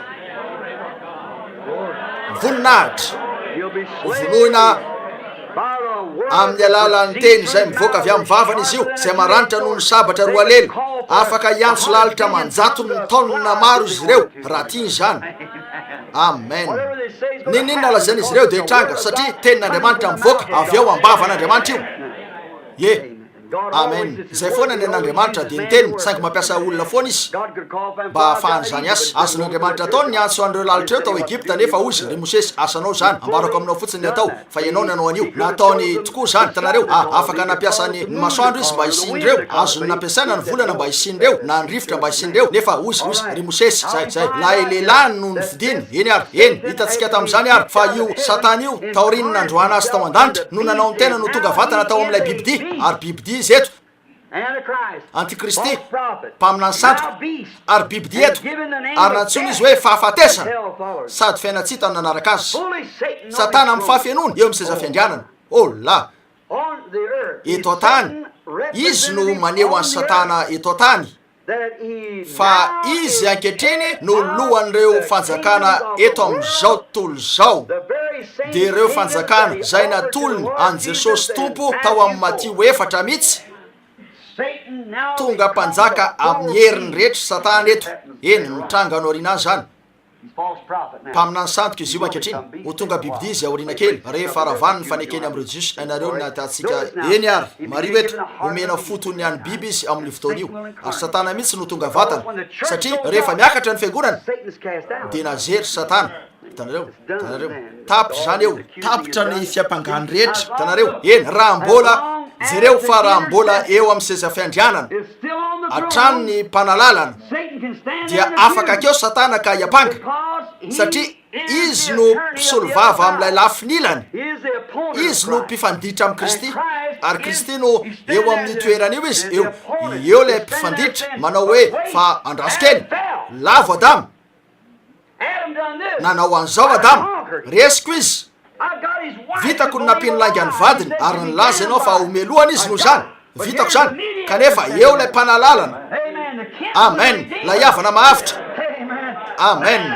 eo izy miaraka amin'ny raha zay afaka ndray ny fony ny mpanota ratsy indrindra ka hanovo zany eo amin'ny seza fiandrianana lay mpanalalana eny tompoko o satana meloka ane izy reo afaka milaza izy hoe diso zany namboary io ôly javel io na natao mba analany tasy analany loko eo amin'ny ranomainty na zay tasy hafa ananan'izy ireo zany oravany zany mandra-patonga anareo tsy ahitany intsony iverina any amin'ny entony io ka iverina hatrany amin'ny hazavana kosmika ka mandala eo molekula sy ny maro hafa mandra-piverina any amin'izay ny aviny tamin'ny voalohany zavatra noarina io tsy maintsy avy amin'ny pahary ny zavatra noarina fa reo akora simika rehetra zay natao ka nakambana no rava de vitakeo ny amin'io tsy isy tsony ny aminy na de ny rano ao aminy azy zay mifangaro amin'ny eau de javel zany hoe ny lavenina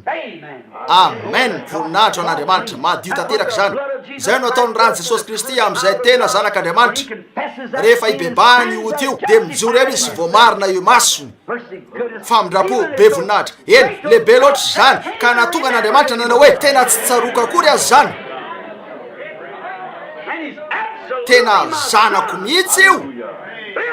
lazaiko aminareo marina tokoa raha milaza amin'ity tendrombory tenareo hoe mifindra ka tsy mianano amponareo fa mino fa tonga zay nolazainareo dia ho tonga zany ho tanteraka aminareo zay efa nolazainareo fa isy zanaka navotany anareo amen fantatro fa marina zany efa nahita vontsirany seho atany inenina miataony nefa tsy fantatro mihitsy hoe isy anankiray eo araka zany vitany tsara ny maharo votsira tony ny afahany maro lalitra na saoana na zavatra fa koa izy Andriamanitra izy lay pahary marina zany nefa tsy misy olona mety maty ka saingy rehefa ny bebahana ny otany ty mety maty ty ka natsoboka ao amin'io eau de javel io ao amin'ny fanalana tasiny Jesosy Kristy de manala ny tasiny ota rehetra zany madio tanteraka sady tsy misy ota izy io tsy misy tsiny zay nateraka Andriamanitra ny tsy manoto satria tsy mahay manoto izy mitoetra manelandelana azy sy Andriamanitra lay fanalana tasy ahoana ny mety ahafahany hoe eo amin'izany toerana zany nefa ravany zany ary alefany avy hatrany amin'ilay nanao ny famadiana amen mahazo haina tsara ambarako anareo fa mahazo any fanetsena ankehitriny raha indro fa manomboka voambary izy ty Mario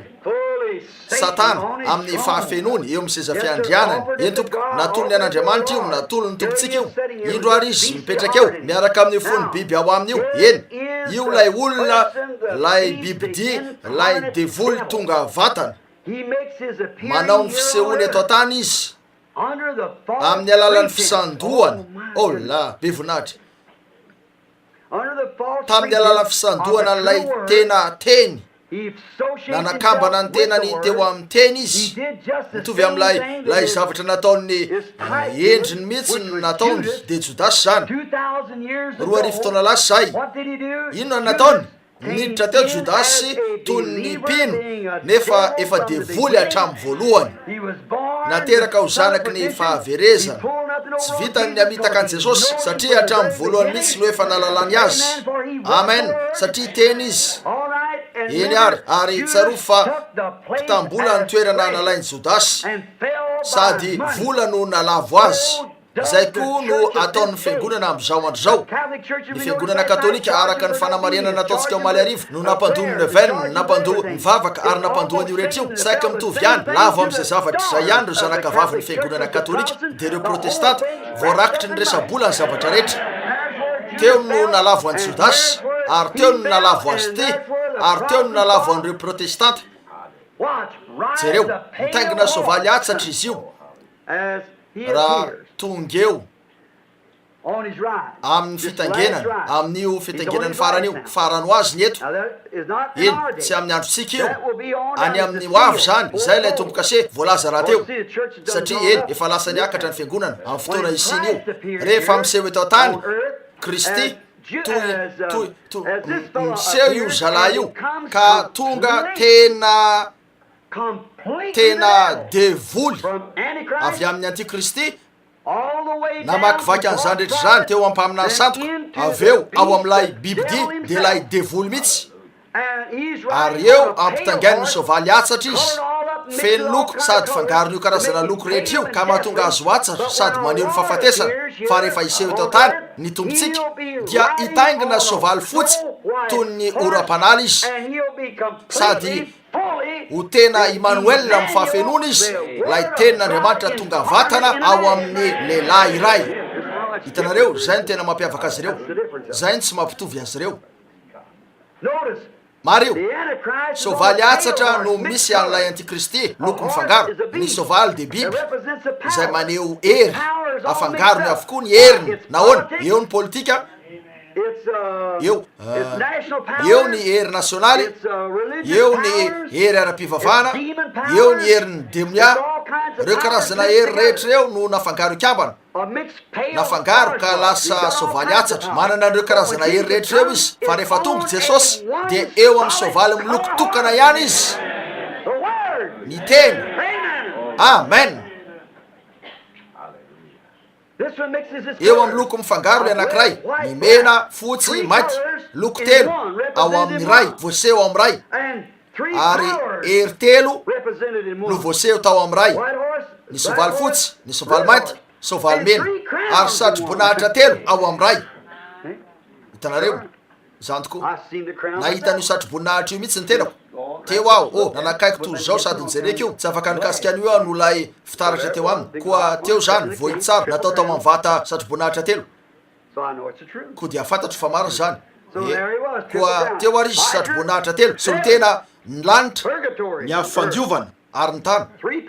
nampiraisy niaraka ny hery telo hitanareo mifangaro loko ray ireo rehetra reo atsatra fahafatesana no ambara eo amin'io rehetra io hery politika sy fivavahana ary demoniaka no nafangaro iaraka politika izy no mpanjakan'ny politika satana io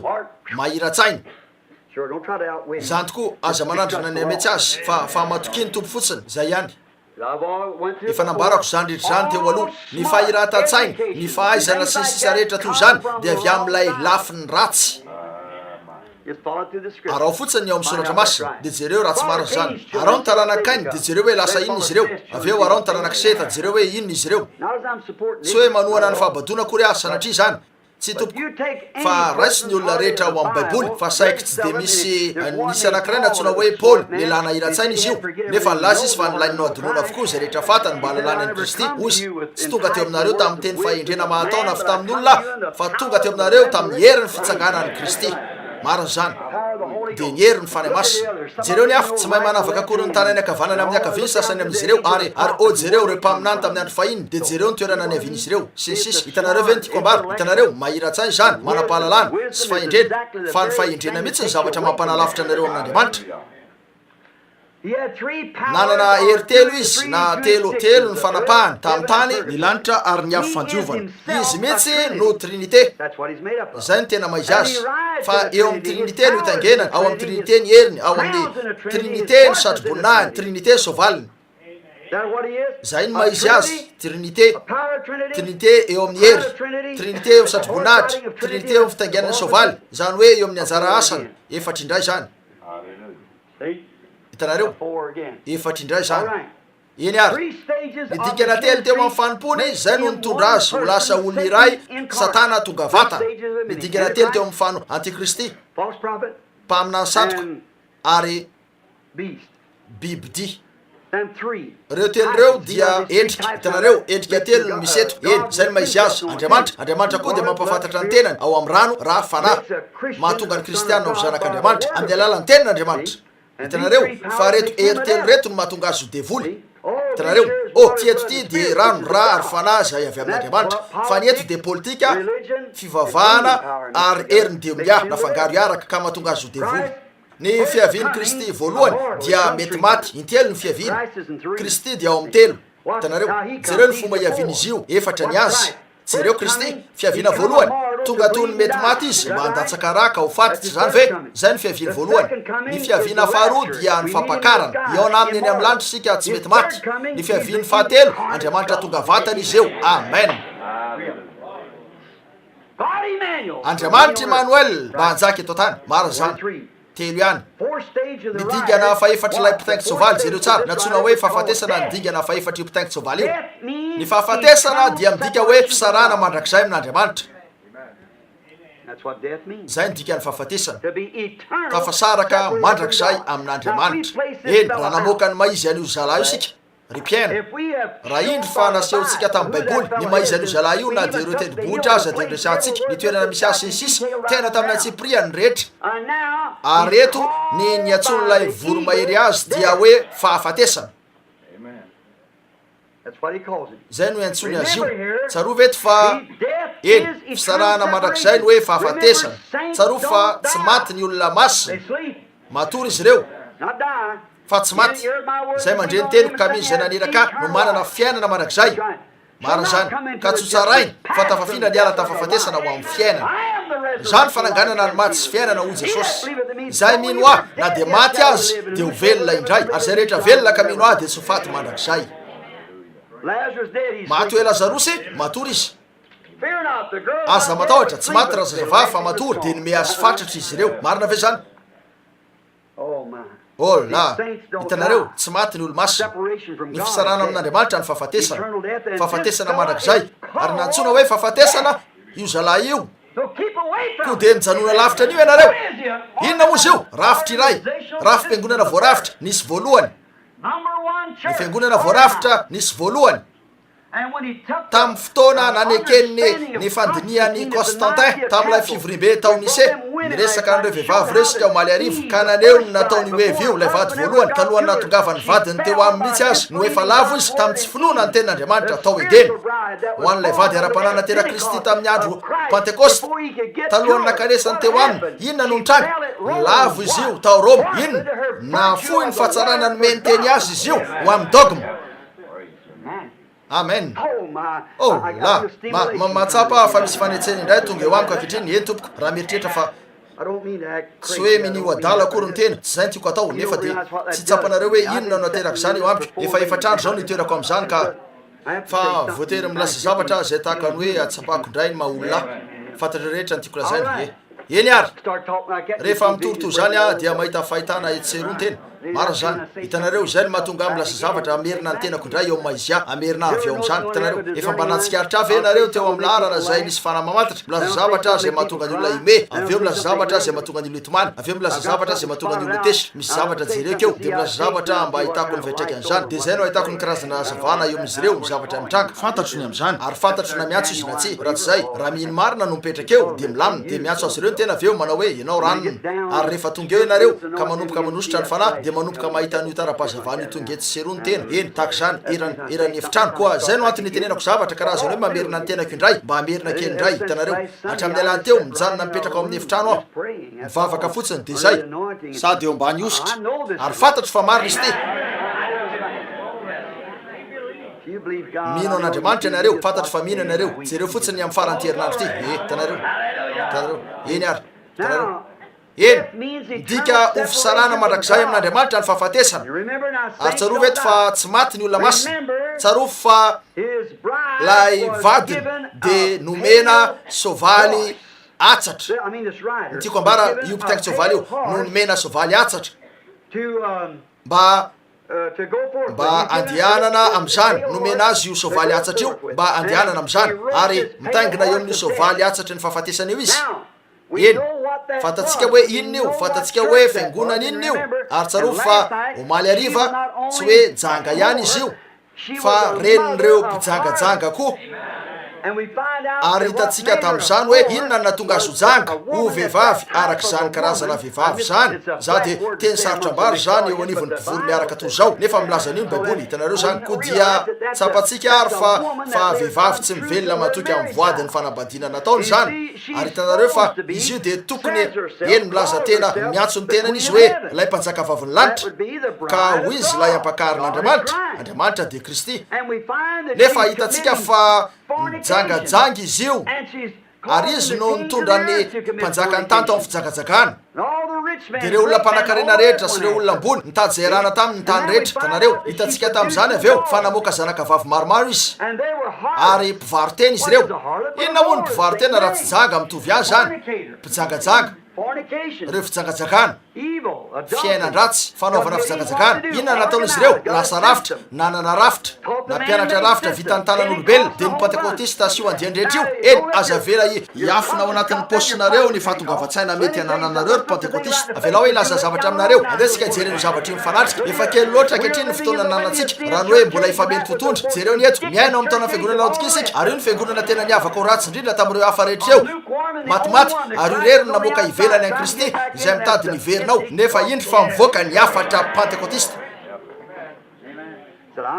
manao hoe manan-karena nefa ianao lay nahantra fahiny fa ankehitriny de lasa manan-karena be anao eny tsy mananjava-mahory ah nefa laina izy anao teo izy ianao lay mitanjaka mahantra jamba malahelo ory kany tsy fantatrao zany eny raha nisy olona nitanjaka teny amin'ny arabe teny ka fantany zany eny de iezaka izy ny anao zavatra ho an-tena saingy raha tsy fantany zany sady tsy vitanareo koa ny ampanaky azy an'io de tena ratsy ny toerana misy azy io amindra fo aminy any Andriamanitra eny mario la eny tsaro fa io antikristy io mihitsy lay lehilahy fa lay vadiny ny fiangonany zany dia nomena fotoana ibebana nefa tsy nataony zany tao amin'ny taonina ny fiangonana Tiatira io tsaronareo ve zany move eny andesika iverina vetivety tsy ampaninantsika kory ny amerina vetivety andesika iverina ao amin'ny toko faharoa vetivety ovakitsika fotsiny zany ny toko faharoa amin'ny eny ny Tiatira jereo ny eto ankehitriny ataontsika faingana zao efa manakaiky ny fotoana famarana sika nefa mbola tsy nanomboka nefa mario ny Tiatira eny manomboka eo amin'ny andininy fahavalambin'ny folo eo amin'ny toko faharoa io ho amin'ny anjelin'ny fiangonana lay iraka zany any Tiatira zao no lazainy zanak'Andriamanitra zay manana maso toy ny lelafo ary ny tongony tahaka ny varahina manganoano fantatro ny asanao sy ny fitiavanao sy ny fanomponao sy ny finoanao ny faharetanao ary ny asa anananao diabe noho ny ary ny farany diabe noho ny voalohany kanefa mananteny aminao aho satria ianao mandefitra amin'ilay vehivavy Jezebely zay ary fantatrareo ny aminy ao amin'ny baiboly vadiny Ahaby zany fa ny eto dia lay vehivavy fiangonana Jezebely vadin'ilay mpaminany santoko zay everina ho tena mpaminan'Andriamanitra de ny papa eny lay tena mpaminany sy ny vadiny Jezebely eny everina fa tokony ho tena jiosy Ahaba nefa mpanao ratsy izy fantatrareo zany satria nitarika azy tamin'izay rehetra tiany ny vadiny hitatsika amin'izany ihany koa fa Jezebely ny maka sy mitantana ny volany amin'izay tiavan'izy ireo anaovana azy izay milaza ny tenany ho mpaminany vavy azonareo zany ka mampianatra sady manery ny mpanompoko hitanareo tena nandeha rany firenena io fampianarana Jezebely io ijangajanga sy enana terina tamin'ny sampy ary nomeko andro ibebana izy hitanareo nefa tsy mety mibebaka amin'ny fijangajangana izy jereo tsara ny andininy manaraka indro ampandamaiko eo ampandriny izy ny elo zany ary zay mijangajanga aminy dia ataoko ao amin'ny fahoriana lehibe hiditra amin'ny fahorimbe io tsy lay fiangonana io raha tsy bebaka amin'ny asandra vehivavy izy eny jereo koa ny eto ary ovoloka amin'ny fahafatesana ara-panahy ny zanan'ireo jangany inonareo ve zany ny teny zany ovonokio amin'ny fahafatesana izy ireo ary atoka ny vonoana izy ireo de tafasaraka mandrakizay eny ary tsaro fa nomeny andro ibebahany izy taona nisy famazinana ny taona ny Tiatira teo amin'ilay soavaly mainty lay mpitaingitry soavaly tamin'ny fotoana io raha indry fa naloha volany lamesa rehetra sy ny hafa koa nivavaka sy ny neuvaine sy ny sisa eny hitanareo fa mainty ny sovaliny teo fa taorininy nandavany ny bebaka tao amin'ny Tiatira iny niova ny zavatra nytaingenany niala tamin'ny sovaly mainty ho atsatra fahafatesana mba hanao ny asa fahanimpony farany eny mety somary anaitra kely isam-batan'olona eto ny fandavana an'Andriamanitra ny fandavana ny antson'Andriamanitra isy fotoana anaovanareo any farany de tonony teo amin'ny fiangonana ihany vitany aminy ny faharetan'Andriamanitra dia tsy fandahatra mandrakariva amin'ny olona hitanareo ary rehefa nandahan'izany izy io ka nandany anaiky an'io dia miova izy ka lasa eny manana anarana izy hoe fahafatesana fisarahana hoy Andriamanitra na ny zanany aza alaiko ireo protestanta ka ho vonoky amin'ny fisarahana mandrakizay avokoa izy ireo zany ary ny taona ny Tiatira lay taona ny fahamaizina miova ho fahafatesana eto lay sovaliny mainty mba hanao ny asa fanimpony farany hitanareo ve ny fomba ifampidiran'ireo taona ny fiangonana amin'ireo tombo-kase tena tanteraka ary fatatsika fa marina zany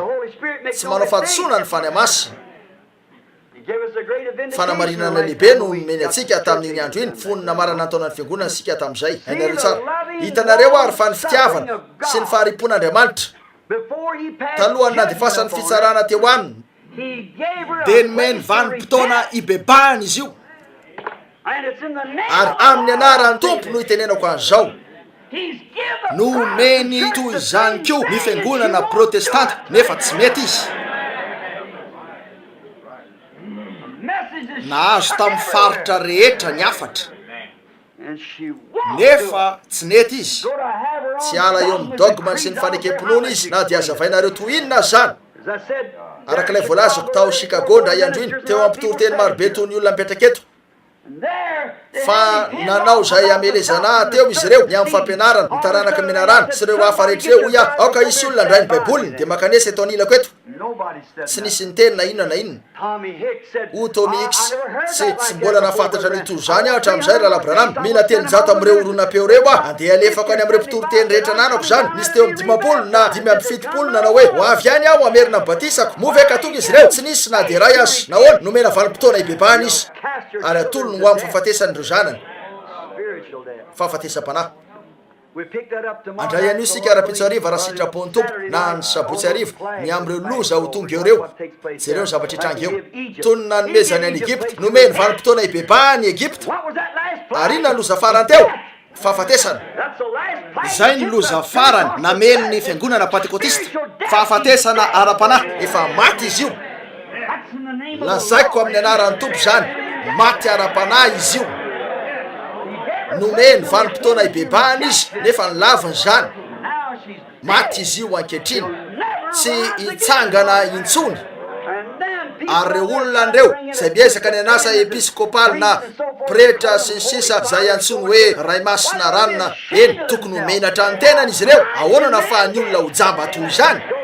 tsy efa nilaza fa Jesosy rehefa tonga io virjena natory mba hividy iloilo dia tsy nahazo anio izy izy rehetra renareo ny olona manao hoe manana ny fany masina teny avy teny tsy fantatra nefa tsy tiany ny fanerasera amin'ny fiangonana toy zao oh hainao tsara ataoko fa tsy tiako ny fanerasera amin'ny toerana toy zao nefa ave milaza ianareo aveo fa manana ny fany masina saingy ireo fomba nareo manakaja ny tianareo samy tianareo ny janonao Babilôna sy ny faly amin'ireo fitahiny lanitra tsy maintsy misafidy ianareo tsy afaka hijanona any amin'izao tolo zao any ianareo no sady manompo an'Andriamanitra amin'ny fotoana iray laza Jesosy fa tsy mahay manompo an'Andriamanitra sy mamoana ianareo koa raha tsy tianareo raha tena voavonjy ianareo dia afaly ianareo ny fivorina izay misy ny fanamarina ny fanahy masina ny tenany ka nehoany fa marina ny tenin'Andriamanitra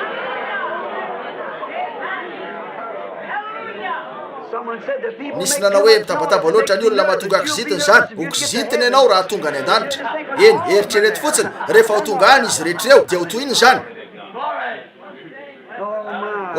la toy inona no itiavan'ny tompo mba tonga maro-po izy tahaka azy tamin'ny andro noa niezaka fatratra izy naharitra tokoa izy nandritra androapolo amby 100 taona mba tonga azy ireo ibebaka nandatsy ibebaka izy ireo tamin'ny andron'ny Egypte nandefa ny loza sy ny maro hafa izy nandatsy ibebaka izy ireo nandefa ny Jaona izy nandatsy iverina izy ireo nandefa ny Jesosy izy mba ho faty mba hamonjy an'izay andiany rehetra iainony teny ary ankehitriny amin'ny andro farany nampananteny indray izy fa andefa afatra iray mba hiantso azy io ivoaka ka ampodiny finoana voalohany iverina am'izany iverina amin'ny teny nefa tsy malaky ny andray an'izany izy ireo voafaritry ny dogma loatra izy ireo ao amin'ireo dogma sy ireo fanekem-pinoana ka lasa tsy mila an'io mihevitra izy ireo hoe raha misy ny rahanjely no midiny eo nefa tsy manao an'izany Andriamanitra maka olona tsy mahay ninonina sy vendrana izy zay tsy malala loatra akory ny abdiany sy ny hafa koa fa maka ny karazan'olona io izy satria vitany miaka zavatra zay tsinitsinina ary asa amin'ny alalan'io raha mbola miefitanao zavatra n'ilo iray dia tsy misy zavatra azo ampiasaina azy izay foana nataony tsy maintsy tonga tsinitsininy ianareo mba ho tonga zavatra eo amin'Andriamanitra la mareo na dia zany azy nome ny vanim-potoana ibebahany izy io nefa tsy nataony zany izay indray ny mbola nataony mandahatra any izy ny fandavany no fomba mahatonga azy na ny fandavany no manome fomba tanteraka ho an'ny Satana nihiditra ho aminy ka ho tonga vatana mariny zany tena tonga vatana mihitsy ao aminy satria ny laviny ny teny ary lasa toy zany zavatra zany mihitsy ny fiangonana protestanta janga satria laviny fahamarina ny tenin'Andriamanitra voamarina ka izay no manome toerana ho an'ny devoly nihiditra avy hatrany ka anao tena no tonga vatana ary anao sary ho an'ny bibidia izy rehefa ivondrona ikambana izy ireo efa eo zany zao dia ho lasa arak'izay voalazany mihitsy mariny zany amen raha nanam-pahaizana dia ho haiko ny namoaka an'io tsara tsy manam-pahaizana miandry ny fanahy masina fotsiny mba hanambary zany aminareo ary ataony zany amin'ireo zay mariny zany ataony zany iny mareo jereo ny fomba ny zavatra nataony teo laviny ny afatra Andriamanitra zay nampibebaka azy antikristy nanomboany ary zay na izy azy lasa mpaminany sandoka izy ho devoly tonga vatana ary rehefa zay no nataony no ilay fampianarana sandoka nananana avy eo teo amin'izany rehetra zany nanome azy vanim-potoana ibebahany Andriamanitra niezaka ny hampanaky azy hitanareo ve ny faharipony fitiavana mahafinaritra toy inona tsy misy fitiavana toy zany jereo any izy reto na dia nandrora teo amin'ny tavany sy sisa azy namela azy ireo izy Andriamanitra zany hitanareo aza mandany afatra Andriamanitra jereo nasaina ibebaka izy io mba hiverina teo amin'izay nalavo azy fa avitaizany nalavo azy tamin'ny teny eny avitaizany nalavo anefa teny avitaizany nalavo ny anara-piangonana zay ary le izy hitanareo tsy misy fomba hafa koa zay foana hatramin'izay dia ny fiverenana eo amin'ny teny avy hatrany eo amin'ny teny avy hatrany hitanareo fa miditra ao amin'ny rafitra zay mampanalavitra azy amin'ny teny izy ireo ka mahatonga azy ireo analavitra ny teny raha tokony ho emo amin'ny teny mareo jereo nomena vanim-potoana ibebahany izy iverenana ny mibebaka dia midika miverina mitodika miodina mibebaka miverina ary nomena vanim-potoana iverenana izy io eo amin'izay eny tsaro fa io ilay fiangonana pentekotista tamin'ny voalohany dia ilay nilatsahany fanahy masina tamin'ny andro pentekosta firy ny mpandinika baiboly malala an'izany eny zany izy io hitanareo ve hoe avitaizany nisy azy lava avy teo amin'ny teny izy ary nanaiky dogma miandry izy raha tokony ho fanahy masina dia olona masina indray ny tadiavina mpampianatra manam-pahaizana amin'izao sy zao sy sisa avy eo dia ataony ho papy io hitanareo zany tokoa nefa izy zay ny tadiavina dia ilay olona ivavaka eo amin'ny toerany olona alohany fotsiny volany ka zay ihany ny olay nataony hitanareo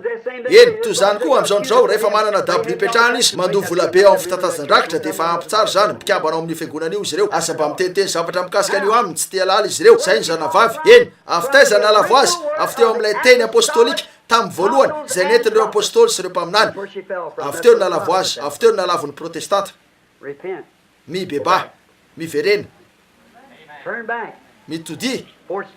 mialohany hoe tara loatra mbola tsy tara loatra zao hiala eo amin'ny toerany io zanak'ondry io raha iandroany dia ho tapitra ny rehetra eo zany koa no nangatana tamin'ny zanany vavy eto mialohan'ny hitsarana azy miaraka aminy dia ny iverina eny niafatra farany voarain'izy ireo de rehefa eo io mpaminany zay efa andresahako io fa boky maro no efa novakeko mikasika an'io ary fantatro fa ny olona manana fisainana ara-panahy tsara tsy tonga saina dia malala fa ho avy zany fantatry izy ireo fa ho avy zany hitanareo izy ireo saingy zao ny olana eo zao milaza foana izy ireo hoe mila nisika ho eo zany nefa rehefa tonga zany de iny fanetry tena tokoa izy ireo ka tena mety ho disan'io toy zay nisy hatram'izay andro zareo mariny zany anoratra mikasika an'izany sisisany olona anao hoe eny ilaina ho eo zany nefa vela ho ane avy eo voaseho anatren'izy ireo zany fa toizany ihany ny ataony hitanareo koa zay foana nataon'izy ireo izy ireo ary lay teny tamy voalohany izy ireo de izy ireo tokony bebaka izy mba iverenany eny to zany koa no nangatahana tamy zanany vavy ho voatery ho tsarainy izy ireo ka tsipy eo amin'ny fandrinio ihany ary vonona miaraka aminy nangatahana izy ireo mba iverina eo am'lay teny tamy voalohany iverina eo amin'ny fampianarana apostolika nefa voafaritra loatra tam'ireo fanekempinono sy sisy izy ireo ka laviny ianao an'io zibazibany izy ireo fotsiny zany inona no ataon'izy ireo avy eo manangana sary ho an'lay bibidi izy ireo amin'ny farany ery hafa indray mario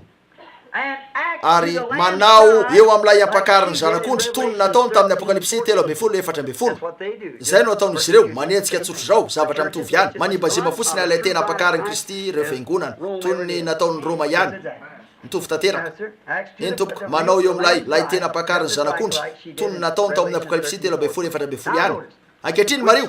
hitatsika avy amin'ny fampanantenany tenin'Andriamanitra fa ho vonoiny reo zanany reo anara-piangonana reo zanany vavy amin'ny fahafatesana ara-panahy eny ny apokalipsy 2:20 zany azadiny io ny hoe mamony dia atao maty ary ny fahafatesana de ny fisarana mandrakizay amin'ny fanatrehan'Andriamanitra etrereto zany resakaiza etrereto zany aza miankina mihitsy amin'ny fanekempinoana vitan'olombelona am'izay rehetra mifanohitra amin'ny teny manalavirany zany ianareo ankehitriny jereo ny eto amin'ny baiboly eto lazay ny fahafianatsitana ianarany ka ny tiako ambara ny anarany atao hoe fahafatesana ary ny fianatsitana anaraka azy eny manaraka ny fahafatesana trany ny fianatsita eo amin'ny aranofo rehefa maty ny olona aranofo dia manaraka azy ny fianatsita de ny fasany zany ny adesy hitanareo zay no eo amin'ny aranofo fa eo amin'ny ara-panahy de ny fariafo hitanareo eny ary ao amin'ny fisarana mandrakizay eo am'izay andorana azy ireo ary nylaza malaka efatra hoe tsy asiny miangana na ny sapany na ny hafa koa zay ny fomba fanadiovana ny tany ray ho amin'ny milenium hitanareo tsikaritra reo ve fa lay mpitaingy tsovaly de izy ary izy manana iny tanany lehilahy mpaminany santoko fa lay vadiny de natsona hoe ny fiangonana izy de jezebela aba jezebela eny tena tanteraka tsotro zao zany hitanareo reo zanany vavy de izy ihany ko saingy tsy mbola nanaiky lehilahy olohany mihitsy izy ireo protestanty izy ireo am'izay saingy mbola janga ihany raha ny fanaony eo amin'ny fampianarany de anara-piangonana ny rafiny zany ka zay ny voalazany zany mario hoinona no iafarany zany rehetra zany eny ataoko fa tsy manana fa 12 na 14 minitra eo sisiketo jereo hoe inona ny afarany zany rehetra zany inona zany iverina tam'izay efa nataony io ary tao an-danitra zany nanompoka ka tonga eo amin'ny famaranana ny ady aloha ny zavatra nisy tao an-danitra voaroko Lucifer ary tonga teto tany de nylotony edena avy eo ary mandoto no ataony hatramin'io ary eto avy tam'ilay ady tao an-danitra dia lasa ady teto atany zany ary eto atany no iafarany zany amin'ny andro farany am'ilay ady atao hoe Armageddon eny malalan'iny rehetra ny ady de nanomboka tao an-danitra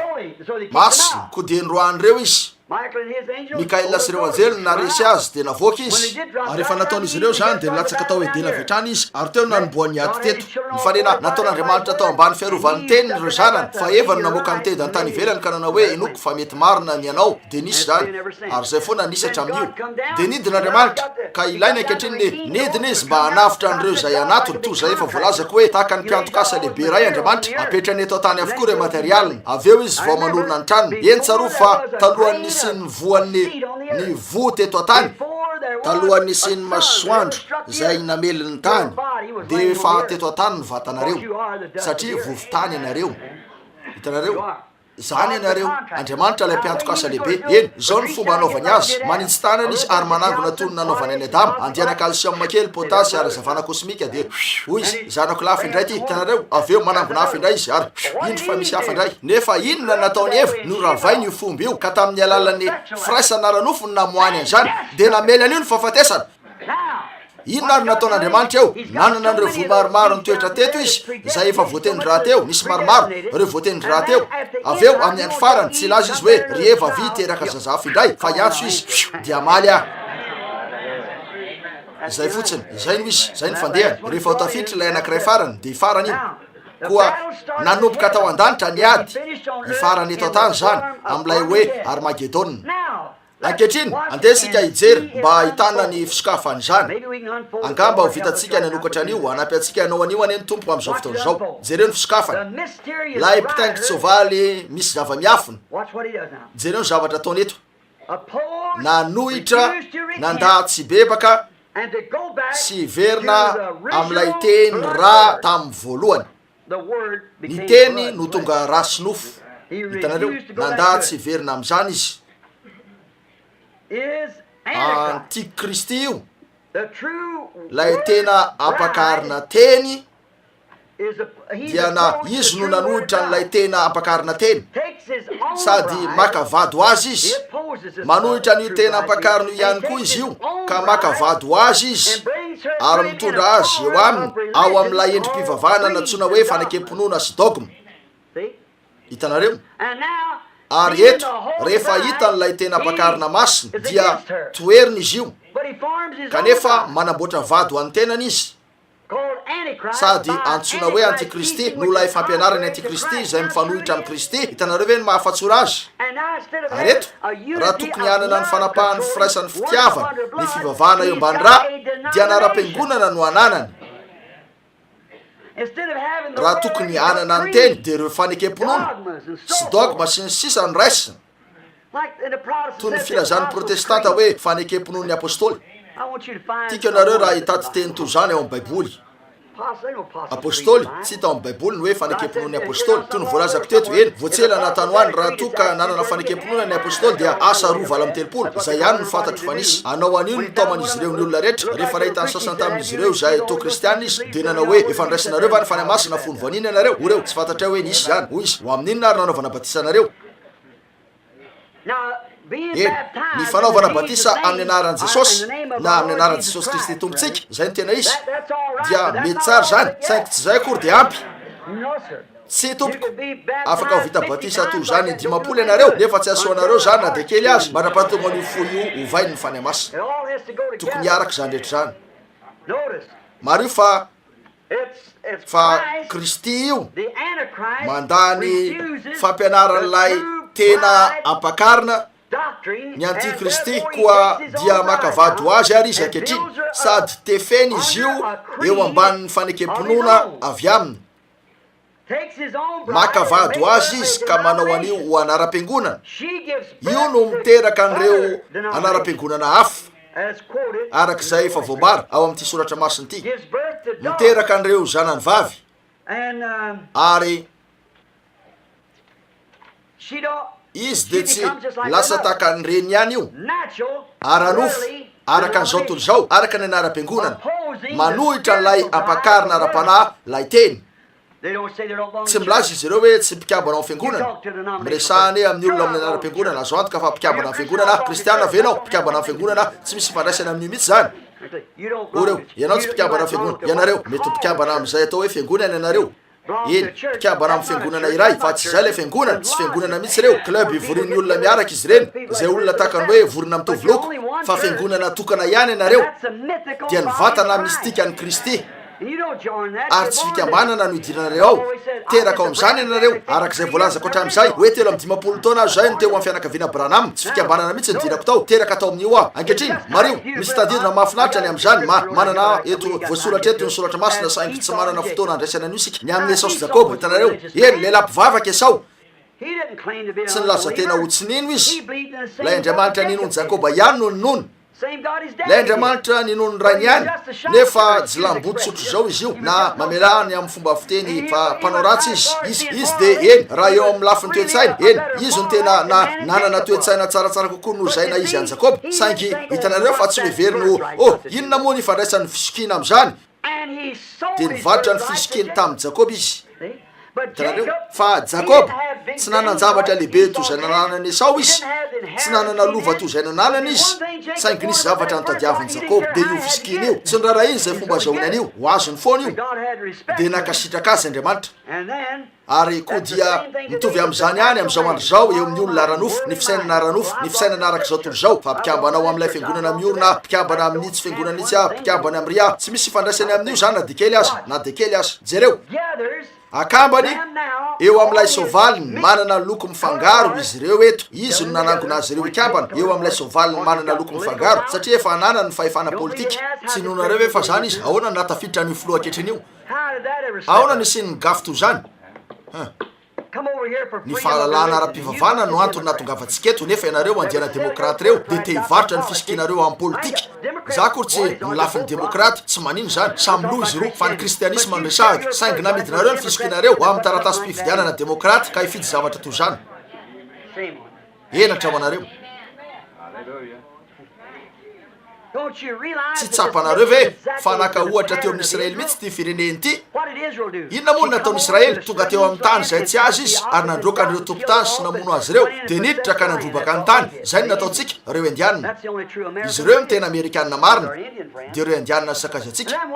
fa inona nataon'izy ireo avy eo nanana lehilahy mahery vitsivitsy ny Israely fa tateo rina kely nanana David izy ireo ary nanana Solomon nisy lehilahy mahery maro teo aminy fa olona mpivadika no azon'izy ireo teo amin'ny fiandrianana tamin'ny farany Ahaba lay nivady tamin'ny Jezebely olona tsy mino fa zay ihany koa no nataontsika nanana ny Washington sy Lincoln sika nefa jereo ny ananantsika ankehitriny ary zao ny tena natongo zany nakavady any Jezebely izy ka tafaletika lalina sy no ajambainy tanteraka mety hoe karazan'olona tena tsara izy io saingy raha vehivavy no hitondra ny rarahany ary hitanareo zany am'izao fotoana zao fa eo ampidiranao ny fianakaviana rehetra inona ny zavatra nambarany fany masina tamiko teo amin'ny 3 taona lasa zay ary fatatrareo rehetra zay efa teto atriny ela ny am'ireo zavatra fito hitranga mialohan'ny farany ary io ny farany alohan'ilay zavatra farany hitranga ny fanitsy tanteraka tamin'izay voalaza tokoa ny hafa rehetra de reo ady sy ny hafa ihany koa hitanareo ary eo an-tanany izy ty ankehitriny raha vehivavy izy no anapaka ny firenena Jezebely hitanareo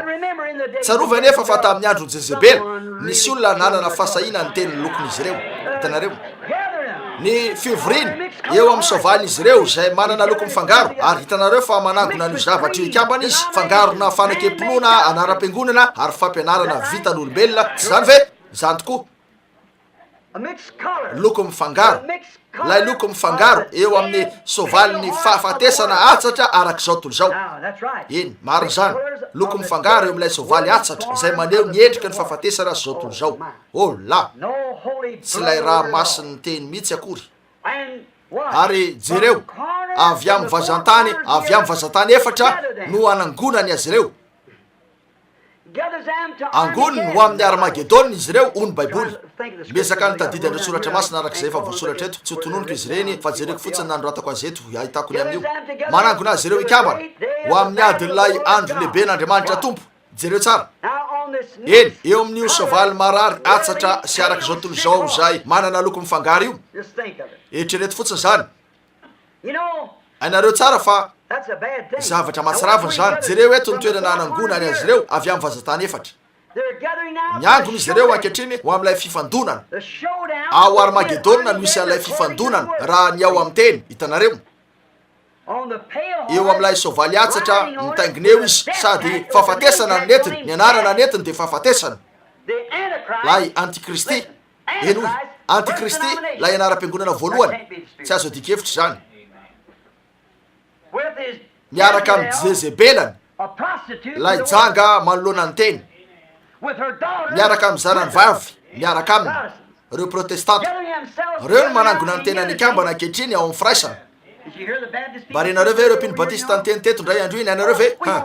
tsika mbana amin'izy ireo akory sika fa anana fisakazaina amin'izy ireo ka anamafy ny fifandraisana aminy tsika mbana amin'ny fiangonan'izy ireo akory sika fa zay ary le izy arak'izay voalaza ny teny mihitsy hitanareo efa janga ratsy hatramin'ny voalohany io hitanareo koa dia eo ary izy ireo mamory ny tena ny akambana manatona ny fifandonana ao Armagedonina io sady mitaingina eo amin'ny soavaly manana loko mifangaro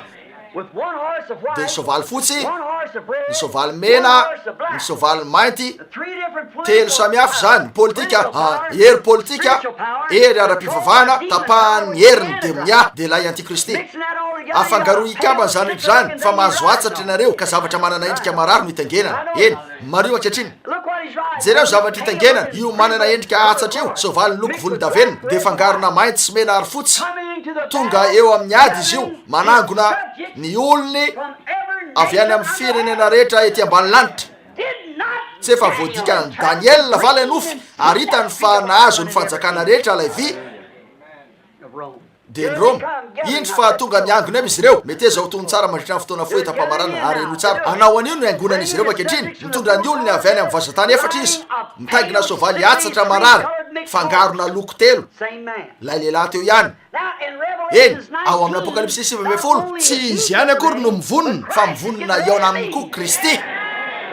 afahana sy orara tokoa ny ady Kristy ao amin'ny apokalipsy 7:10 nanangona ny azy Kristy tsy hoe avy amin'ny vazatany efatra eto tany satria ho tena vitsy ireo sisa tavela fa inona ny ataony ny manangona azy ireo eran'ny lanitra rehetra andray azy ireo sika reo fanahy eo ambany alitara rapitsariva dia hitanareo namaro zany tsy eran'ny lanitra rehetra eo amin'ny soavaly fotsy toy ny ora-panaly manana anarana ihany koa izy tsy fahafatesana fa ny tenin'Andriamanitra fiainana amen voasoratra eo amin'ny feny mihitsy zany ny tenin'Andriamanitra io ihany ny fiainana satria Andriamanitra irery ihany no loharan'ny fiainana marak'izay Zoe marina ve zany fa voasoratra eo aminy hoe fiainana mitaingina eo amin'ny soavaly fotsy indro anefa eto fa misy lehilahy manana hery telo samihafa mifangaro natsona fahafatesana manangona an'ireo andiany zay mifamatotra amin'ny tany izy Kristy kosa manangona ny olony zay teraky ny lanitra reo olo-masy misy hoe fahafatesana voasoratra eo aminy Kristy misy fiainana voasoratra eo aminy eo amin'ny soavaly fotsy ihany koa reo zay manaraka azy ary nantsony izy ireo hoe reo voafidy talohan'andro enana zao toy zao amen ary matoky amin'ny teny izy ireo amen tiako zany natsona voafidy talohan'andro enana zao tolo zao ary keo matoky amin'ny teny noho ny safidin'izy ireo feno fanetsehana avy amin'ny divay vaovao sy ny diloelo tsy mitsahatra mandroso manatona ifanena aminy malala izy ireo fa reo kotrokorana no ampiditra an'izany tsy hoe lao atsika hitanareo jereo ahoana ary no ataony koa raha toka teny izy ka teny ny anarany dia fiainana ny teny lay antikristy zay rehetra hoe anty de manohitra koa ny anty de manohitra any Kristy lay teny koa tsy maintsy fanekemponona iray io na anara-piangonana iray zay manohitra ny teny eny tsy hitako zay mety tsy ahitanareo an'izany raha toka azonareo zany de ahoana ny tsy ahitanareo azy tsy haiko zay mety tsy ahitanareo fa marina zany ny anty de manohitra tsy marina ve zany manaisitra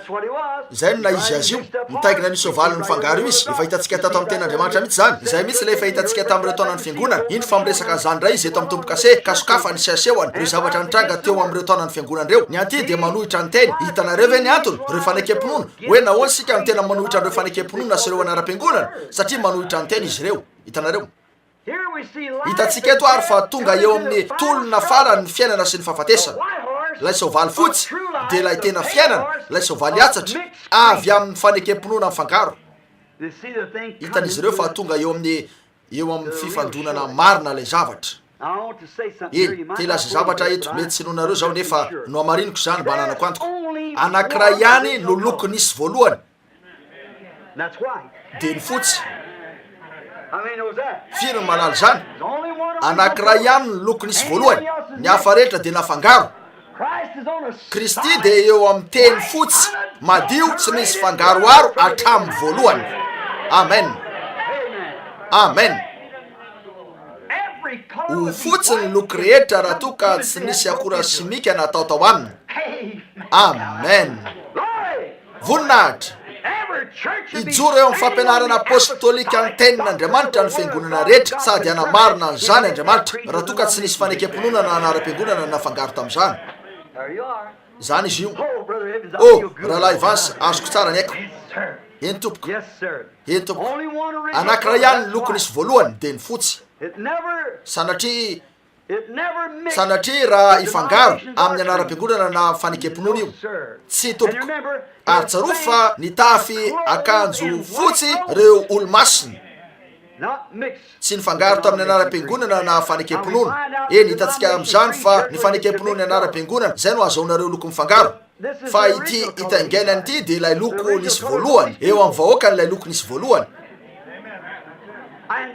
Sady narotsaka tao amin'ny raha izy ireo, zay no nanadio ny fitafiana io ka namerina an'io amin'izany. Hitanareo, marina izany. Reto kosa nifangaro ka nivadika hoatsatra sy mizotra amin'ny fahafatesana. Fa mamadika na famadiana ny fanafangarona loko hafa amin'ny fotsy, avadika reo ilay loko nisy voalohany. Zany ve raha toa ilay loko nisy voalohany, ilay loko tokana dia ny fotsy, nefa afangaronareo amin'ny zavatra hafa zany dia ilay antony ny siny mihitsy no avadika reo. Amen. Zany ve ary rehefa raha izy no soavaly fotsy ka teny izy koa ny manafangaro zavatra hafa ao amin'izany na fanekam-ponona inona na inona ka manampy teny ray ao na manaisitra teny ray ao no famadiana azy rehetra. La azony eo amin'ny teny tompo. Fahamarinana sy fahadisoana. La na to inona fahatsarany endriny tsy afaka ifangaro ny fahamarinana sy ny fahadisoana. Tsy afaka ifangaro zany. Na io zao no lazainy tompo io zany na diso. Na ray masina to inona no lazan'io, Masda Bonifera na ny archevêque avy ao Canterbury, tsy haiko zay mety nilaza azy. Raha toa ka mifanohitra amin'ny teny zany dia famadiana. Tsy fangaro io. Ka hoe ity olo ity na vita tsiraraiko zay vitany na to inona famasinany sy ny toy zany, ity no fahamarinana mivantana tokana ananantsika. Tsy misy fiangonana, tsy misy fanekam-ponona ka manana fahamarinana raha toa ka ivelany ity. Ary manehoa anankiray amiko zay manana an'izany. Iny tiako ambaranareo amiko. Amadika pejy iray eo amin'ny baiboly aho ka anio zavatra aminareo. Hitanareo milaza anankiray. Hoy ianareo pentekotista. La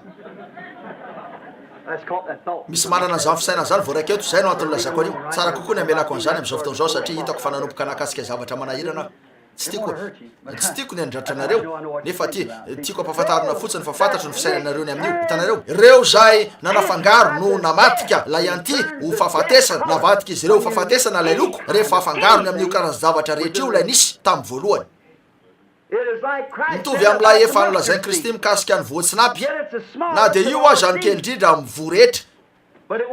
dia tsy fangaro amin'ny zavatra hafa mihitsy izy. Tsy fangaro ny tsinapy. Tena tsinapy marina io.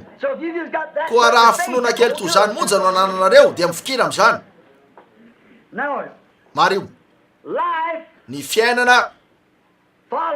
no nanaraka an'ilay nitaingina teo amin'ny soavaly fotsy dia ny teny zany ny fiainana. Manamarina an'izany reo olo masiny nitsangana niaraka taminy. Eny ho toy inona ny fizotrony azy. O Jesosy, zay mino ahy na dia maty aza dia ho velona indray. Hoy izy, raha mino ahy ianareo na dia maty aza ianareo dia ho velona indray. Ary zay rehetra velona ka mino ahy dia tsy faty marak'izay. Ary koa hoy izy, zay mino ahy omeny azy ny fiainana marak'izay atsangany amin'ny andro farany. Zay no nampanantenany ao amin'ny soratra masina. Indro ary fa tonga Satana miaraka amin'ireo vazatany efatra, miaraka amin'ireo protestantany sy reo katolikany, ary miaraka izy rehetra mizotra ho amin'ilay adiny Armagedona. Eny ary indro ary fa tonga Jesosy midina avy any an-danitra miaraka amin'ireo olo masina nitsangana. Lay teny voamarina ho Yahwe raha miteny Andriamanitra ka mandefa anareo izy dia izy no anoana ny voalazanareo. Hitanareo Mario, raha toa ka ambasadora avy any an-danitra ianareo dia ao an-damosinareo ny lanitra rehetra, fa ny lanitra dia izay maizy ny teny. Mario, eny tonga miaraka amin'ireo olo masina nitsangana izy. Zay no manamarina fa marina ny teniny. Koa dia fantatry Satana ary fa efa vonona ho azy ny lavaka tsy tanono. Hitanareo la raha indro fa mitangina soavaly atsatra ny fahafatesana, fangarona fanekam-ponona sy anara-piangonana sady narahana izy io. La ho any amin'ny fisarana mandrakizay amin'Andriamanitra. Eo ny toerana hitariana azy ireo ho any amin'ny fisarana mandrakizay. Kristy tarika ny fiangonany ho ao amin'ny voninahitra amin'ny fitsanganana. Mario eto ny andininy fahavalo eto amin'ny lay ampahany farany amin'ny andininy fahavalo raha eto ampamarana sika hitanareo. Nomena fahefany reo izy ilay hoe ireo hitanareo. Eny ary ny antikristy natsoina hoe fahafatesana nanaraka azy ny fiainatsita. Jereo ny teboka efatra teo amin'ny tetikadiny. Antikristy soavaly fotsy mamono amin'ny mahafanahy noho izy antikristy famonoana ara-panahy. Ny faharoa soavaly mena mamono amin'ny alalan'ny sabatra fahefana politika rehefa nyray ny fiangonana sy ny fanjakana. Soavaly mainty tamin'ireo fanahy rehefa nizara ny fampianarana izy ka nataony teo niaraka tamin'ny fijakajakana zany ary lanjai ny hanin'izy ireo tamin'ny namidiny taminy azy ireo zay nataon'izy ireo haniny teo amin'izany ho amin'ny denarisa sisa. Fa efatra soavaly atsatra fisarana mandrakizay amin'Andriamanitra. Misy efatra indray eto hitanareo. La de rain'Andriamanitra. Ankehitriny farany eto ampamaranana ny amreto mbola manana efa lany ny fotoana ananako nefa omenareo 10 minitra fanapa vea nandray antso maro tokoa andro any mikasika an'ireo efa voalaza piteto. Maro ny fanatisi mba efa nanomboka nivoaka mikasika any Eli ka lasa hoe toeriny hatramin'ny farany zany ary azonareo eny avelo fotsiny anampy any Andriamanitra mba hanampy anareo ahita ny zavatra tazako ankehitriny satria kareo ve iezaka sika eny ary eto ampamaranana ho an'ireo zay tsy mino hoe ny mpaminany Eli no iraka farany eo amin'ny taonany fiangonana de lehilahy iray voaositra arak'izany rehefa maty. Jereo tsara rehefa maty eo amin'ity taonany fiangonana farany ity eny tsikaritra reo ny zavatra nitranga hitanareo. Rehefa maty izy ireo de noravan'ny bibidia masika ny fatiny. Hainareo tsara zany eny mariny zany zay ny amin'izy ireo tahaka ny Jezebela rano ny tandindony. Ankehitriny avadio amin'ny apokalipsy 2:20 hatramin'ny 20 ataoko fa vao minitra vitsy zay nahitantsika an'io tsy zany ve ataoko fa vo hitantsika io voasoratra eo tsy zany mba hahafahana eny lay fotoana fitotongana ny toetsaina zay natonga an'io. Hitanareo nisy teo ny fomba nidiran'ny Jezebela eny reo fiangonana no Jezebela de io fiangonana moderna io tsy ny ampakarina eny. Lay Jezebela tao amin'ny testamenta taloha izy no tandidon'ny fiangonana ankehitriny raha araka ny tenin'Andriamanitra ao amin'ny apokalipsy 2:20 hatramin'ny 20 satria ianao mandefitra amin'ilay vehivavy Jezebela zay niantso ny tena no mpaminany vavy. Hitanareo marina ve zany eny tena naneo ny tandidon'ny Jezebela io eny zao aloha azo atao ny tanisy soratra masina maro aminareo eny anehoana fa lay taona farany dia afatra ara-paminaniana ho an'ny fiangonana miantso azy ireo mba hiverina amin'ilay teny voalohany. Ankehitriny Mario tsy zany ve milaza an'izany ny Malaka efatra sy ny hafa koa apokalipsy 17 sy ny sisa. Hitanareo Jesosy tenany azy efa nilaza an'io raha teo sy ny sisa tahaka ny tamin'ny androny Lota sy ny hafa toy zany ihany koa sy ny sisa voambaro ambenimbeny io. Jezebela no tandidon'ny fiangonana moderna ankehitriny satria efa tafakambany zao ny katolika sy ny protestanta. Tsy misy fomba ialana amin'izany samy anara-piangonana izy ireo ko dia de reny sy raha fotsiny io de zay miady hevitra sy mifamaly izy ireo nefa zavatra mitovy ihany samy janga. Eny tsy hoe avy amiko ny ilazako zany fa avy amin'izao ny lazain'ny tompo no anambarako an'io. Hitanareo eny ary mahatsikaritra sika eto fa didin'Andriamanitra no namonona any Jezebela. Maty izy satria naniraka ny jeo akeo Andriamanitra mba hanimpiaza avy eo am-baravarakely ka nafaty any Jezebela ary ny alika no nihinana ny nofony. Tsy zany ve lay Jezebela ranofo iaba mpanjakany lay lohany ny alika no nylelaka ny rany arak'izay efa voalazany Eli voalohany. Hitanareo tsara ny toerana nizorantsika sa tsy zany nahoana lela nolaviny fiangonana lay Eli voalohany ary Jezebela sy Aba no lohan'ireo fiangonan'ireo ny fiangonana sy ny fanjakana izy roa. Fa Elisa no nanambara ny fahotan'ny Aba taminy sady nandidi ny fiangonana rehetra mba hiverina amin'ilay tena teny. Jereo raha tsy zany mihitsy ny tokony ataon'ilay Eli faharoa rehefa ho tonga eo amin'ity fiangonana amin'izao andro zao ty ampody ny finoana tamin'ny voalohany. Tsy haiko hoe fomba ahoana ny tsy hanekenareo an'io marina zany miverena amin'ilay tena teny marina zany ankehitriny raha tianareo nijery ny amin'ny fatin'izy ireo andesika matika ao amin'ny apokalipsy 7:20 taorinina amin'olo miteny azy ireo eny ny teny no amona azy ireo fantatrareo zany eny ary jereo fotsiny ankehitriny ary jereo ny zavatra mitranga amin'ny fiaviany Kristy ao amin'ny apokalipsy 7:20 manomboka amin'ny 9:17 ary hitako fa indro nisy anjely anankiray koa nitsangana teo masoandro eny zany dia aorina kely ny jereo ny tambony ary ny akanjony voatsoboka tamin'ny raha ary izy natsoina hoe mpanjaka ny mpanjaka sy tompony tompo ao amin'ny 9:17 natsoina izy hoe ny tenin'Andriamanitra hitanareo eny eto izy dia mpanjaka ny mpanjaka sy tompony tompo ary hitako fa indro nisy anjely jereo eto mandroso eo izy ary misy sabatra maranitra mivoaka avy amin'ny vavany mba hamelezany ny firenena avy amin'ny vavany mitovy amin'ny hoe avy amin'ny vavan'Andriamanitra ho amin'ny vava Mosesy hitanareo ary izy anapaka azy amin'ny tehimby ary manitsaka ny famiazana ny divay ny fireta ny fahatezeran'Andriamanitra tsy to ary manana anarana voasoratra amin'ny lambany sy ny feny nanao hoe mpanjaka ny mpanjaka sy tompony tompo ary hitako fa indro nisy anjely ankehitriny jereo mandroso eo izy eto mba hamely iza no asiny Jezebela sy ny Ahabany lay mpaminany santoko ary hitako fa indro nisy anjely anankiray koa nitsangana teo amin'ny masoandro ary niaty tamin'ny feo mahery izy ka nanao tamin'ny voromanidina rehetra teo vovoany abakabaka hoe avy ka miangona ho amin'ny fanasana lehibe n'Andriamanitra omeny ho an'ny bibidia sy ny vorona izy ireo eny jereo lay toko teo tao amin'ny bokin'ny apokalipsy ary rasikely vonoana amin'ny sabatra sy ny fahafatesana ary ny bibidia ety tany hitanareo lay fiangonana Jezebela raha ny tena marina dia ho an'ireo voromanidina sy ireo bibidia ety tany ny fatiny tena nitovy tamin'ny Ahaba sy Jezebela tao amin'ny aranofo atao zany koa izy ireo amin'ny endrika ara-panahy eo amin'ny fiangonana azonareo ve tiako ambala eny ary Eli de Eli no mpaminany tamin'ny androny Ahaba sy Jezebela aranofo ary nampanantenainy fa hanao toy zany koa izy raha lay zao no lazainy tompo ao amin'ny teny eo amin'ny Jezebela ara-panahy de la endrika fanahy eo amin'ny fanompony jereo Eli tamin'ny androny na dia voamarina tanteraka sy mazava azy izy dia tsy vitany namerina azy ireo tamin'ny teny zany ve na de niezaka nanao ny rehetra azy Eli nataony ny rehetra na naneo famantarana sy fadagana tamin'ireo izy nefa niomezany fotsiny zay ihany koa no ataon'izy ireo amin'ilay ara-panahy eto hitanareo tsy vitany namerina azy ireo tamin'ny teny teo amin'ireo antapitrisany maro eny ho tsara ny fiangonana ho anareo zay somary sairatsanany amin'io teo amin'ireo antapitrisany maro teto atany tamin'ny andro ny Eli fonony nanjaka Jezebela sy Ahaba zay endriky ny zavamisy ankehitriny teo amin'io tontolo rehetra io dia 700 ihany no voavonjy tamin'ny toritenin'ny Eli zany ve zany tokoa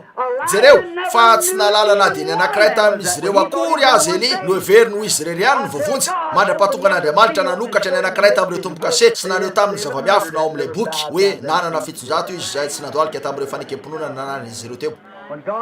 rehefa nanokatra ny bokiny tamin'ny Eli Andriamanitra dia nanao hoe eny andrasikely ry anaka manana 700 efa voatokana eo anoany zay manana ny anarany eo amin'ny boky hatramin'ny andrena zao toy zao azy ireo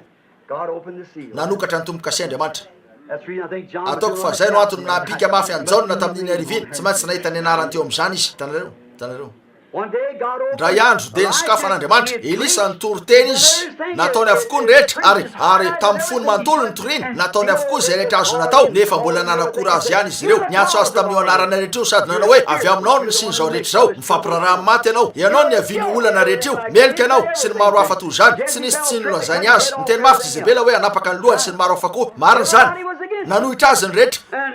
de hoy izy aveo tompo taoriny nanaovako an'izany de zay rehetra nambaranao ahy ataoko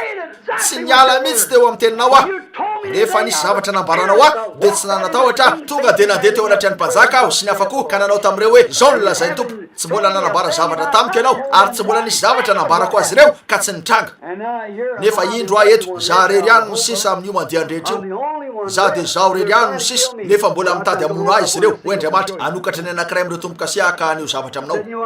hoy izy fantatro fa manana 700 aho any zay tsy mbola nandoalika tamin'ny zay tsy nikambana tamin'izay mety ho fanekemponona na anaram-piangonana 700 amin'izy ireo no vonona ho amin'ny fampakarana eny hoy izy tamin'ny mpaminaniny de lay anambarany ny teniny eny irany soratra masina mbola misy anarana 700 nomaniko avy amin'izao taranaka zao 700 amin'izy ireo tsy nandoalika tamin'izay mety ho raha lazay anarak'izay misy amin'izao mandrazao fivavahany rafi-piangonana ka nakatoy ny fanekemponona izy ireny azonareo ve ny tiako ambara koa tsy aialana tsotro zao zany tsy maintsy isy tsotro zao io sady mifanaraka amin'ny teny zany rehefa tonga eo amin'ny sehatra io lehilahy io de ho mpaminany izy azo antoka toy ny joloky eto amin'izao pilipitry zao zany tanareo ary tsy ala amin'ity teny ty izy tsy andefitra amin'izay mety ho fanekemponon'olona nantoy zany marina zany ho karazan'ireny olona avy any anaty aly reny izy tonona izay nelisy izy ary tahaka ny avinjaona ankala vehivavy izy de ireo vehivavy ratsy fitondrateny tena amely mafy azy ireo izy zay no nataony Eli zay ihany koa nataony Jaona hitanareo fa tsy sitaka amin'ity teny ty mihitsy izy anohitra andreo rafi-piangonana izy rafi-piangonana aza manao anakapo hoe manana ny Abrahama ho rainay zahay fa lazaiko aminareo fa Andriamanitra mahay manangana ny zanaka ho any Abrahama avy amin'ny reto vaty reto hitanareo zany mihitsy eny zany ary izy io ry sakaiza indry fa nisokatra ny tomboka sy efaefatra ary voambara ny am'ireo mpitaingitry soavaly tamin'ireo soavaly efatra raha ny farafahalalako azy eny zay rehetra zay no nitranga teto tany ny tomboka sy manaraka ho hitatsika dia ao an-danitra de eo amin'ireo fanahy eo ambany alitara ankehitriny eto ampamaranana ary te hilaza zavatra kely teny vitsy monja eto amin'izay voasoratra eto efa naverimberitsika ny am'reto tomboka sy efatra reto ny tomboka sy efatra voalohany koa raha pitso arivo ovantsika ny sehatra hiala avy eo amin'ireo zavatra nisy teto tany sika mijery ambony izy eto ary mahita an'ireo fanahy eo ambany alitara lay alitara fanaovana fanatitra ny ariva manaraka mamely ny fitsarana fa ny ariva faefatra na ny ariva farany ny alady ariva tsy fantatro ny eo tsy fantatro ny dikan'reto sasan'reto no vakiko fotsiny zany tahaka anareo ihany kanefa nisy fanginana tokony ho atsasaky ny ora teo kanefa nisy zavatra nitranga teo miandry azy anambarany io ataony zany resy lahatra fa ataony voatery nijery soratra masina tamin'ny toerana maro sika atrahoan'ny apokalipsy 7:10 mba anehoana fa ny fiavin'ny Kristy no amoniny ny antikristy zay no antony tsy nakako anreto andininy roa reto fotsiny voatery nijery andreo ampahany soratra masina maro mba hanaporofona anreto zavatra reto ka zay no antony nakanesako tao amin'ny apokalipsy 7:10 mba anehoana ny fiafaran'ny antikristy eo no amonoana azy amin'ny fotoana iavin'ny Kristy izy no amoniny antikristy hatramin'ny apokalipsy 10 mba nehoana fa ny afatra lay anjely fafito dia ho olona iray amin'izao andro faran'izao zay voaositra Andriamanitra ho amin'ny fanompona mitovy tamin'ilay nananany Eli arak'izay efa voambara raha teo ao amin'ny Malaka 4 mba anambara an'ilay tena tenin'Andriamanitra tamin'ny voalohany amin'izao taranak'izao lay tenin'Andriamanitra tamin'ny voalohany amin'izao taranak'izao toy ny nataony teo amin'ny Jezebela aranofo de toy izany koa no ataony'ity lehilahy ty eo amin'ny Jezebela ara-panahy de ireo fiangonana nara-piangonana voatery naka ny toko fahafito ny toko fahafolo andiny voalohany hatramin'ny fito mba hanaporofo fa marina zany ary tao Malaka sy Amosa sy ny sisa mba hanaporofo an'izany Eli dia mpaminany zay naminany sady nanameloka any Jezebela teo amin'io taranaka miavaka io ary tsy mbola maty mihitsy Eli azo antoka fa tsy maty izy niseho ndray izy taty amin'ny 20 taona taty aoriana teo anilan'i Jesosy Kristy teo amin'ny tendrombohitra fivoatare tsy maty izy eny fatatsika fa anositra lehilahy iray ny fanahiny amin'ny andro farany araka ny fampanantenan'Andriamanitra nampanantenaina fa zay nataony teo amin'ny Jezebela aranofo ihany no ataony eo amin'ny Jezebela ara-panahy amin'ny taona farany zay no antony namakivakiako teo amin'ny baiboly anaporofony an'io mba tsy isy fanontaniana intsony ao an-tsainareo raha mbola misy zany dia ampafantaro aho koa mandorata taratasy amiko na fanamariana kely fa tena mifanitsy tanteraka zany hatramin'ireo bibidia zay amodika ny fatin'izy ireo aranofo amin'ny andro farany azy ka inana azy ireo tony nataony tamin'izany raha ny tena fanambarana voaraiko zay nomen'Andriamanitra sady efa voalaza raha teo fa isy dia zay no fahamarinana mikasika an'ireo mpitaingitry soavaly efatra raha ny farafahalalako azy What do you think about Jesus? toinona ary Jesosy ho anareo? Tiako izy, tiako izy, satria ny tiay mialoha.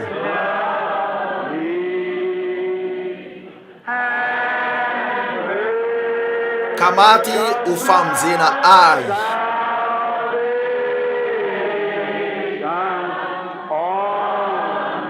Teo amin'ny hazo tao Kalvari. Now remember, Ankehitriny tsarovy, with no za tsy zany mihitsy toy izy ihany, mety tsara. with no Tsy hoe mankahala an'ireo towards any olona ao amin'ny rafim-piangonana aho, because God's got satria children manana in zanaka the ao amin'ny Catholic rafitra katolika Andriamanitra, He's got children manana in the zanaka Methodist ao system. amin'ny rafitra metodista izy, manana zanaka ao amin'ny rafitra batista izy. How many of Firy those aminareo no all them avy different amin'ireo rafitra maro isan-karazany reo, nefa tonga eto zao arivo zao ka nivoaka tamin'izany rehefa nahita ny hazavana. Aseho hoe ny tananareo, eny tsaro fa misy olona takanareo ihany ihany, But it's a system fa lay that rafitra gives. no mamono. See? Hitanareo, It's the ny Antichrist fanahy spirit antikristy that no finally mitondra gets azy them ireo to a eo amin'ny place toerana where izay they mahatonga won't azy hear no mandatsy andre ny fahamarinana. Ary tsaronareo ve ndra iariveny raha ndresaka ny amin'ny fanaovana tombo-kasea, raha misy olona mandre ny antsony Jobily, And he refused nefa to laviny ny he ho was afaka taken to the dia pope nentina and teo all amin'ny tsatoky izy Moses ary nasiana did. marika tamin'ny ao ny sofina. Ny sofina no andrenesana ary ny finoana dia avy amin'izay re. Koa raha mandre an'izany izy nefa mandany anaiky ny fanafahana ho azy, dia eo izy voatery ny anompo an'ilay anaram-piangonana tompony izy amin'ny androm-piainany rehetra.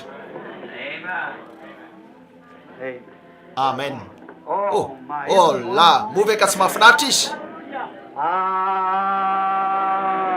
Tiako izy, tiako. Andesika hanandritra ny tanantsika fotsiny ka hidera azy, satria ny tiay mialoha. Voninahitra ka maty ho famonjena ay.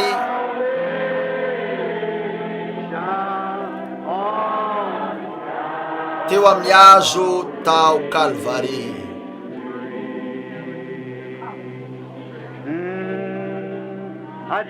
Aondreo fotsiny lohanareo ankehitriny ary andesika hidera azy amin'ny firana tenda ankehitriny. Tompo, toinona ny fankasitrahanay? Faly tokoa aho Tompo, faly tokoa ny aminao sy ny vahoakanao. Tompo, maty ho famonjenanay teo Kalvari ianao. Ekenay ampifaliany zany Tompo, zaho toetra zay ankehitriny Tompo amin'ny fanahinao. Ary toa ka misy ratsy eo anivonay Tompo, ka misy tsy finoana ny teny amin'izay olona eto raha eo, ka tsy manaiky ny fampanantenan'Andriamanitra rehetra amin'ny amen. Engane ka hidina ny fany masina amin'izao fotoana izao, lay mpitaingina soavaly fotsy. Raha indro ny fanahiny, lay fanahiny Kristy no anohitra ny antikristy ka hiantsony azy. Antso hivoaka izy ireo Tompo, hibebaka an'izy ireo ankehitriny.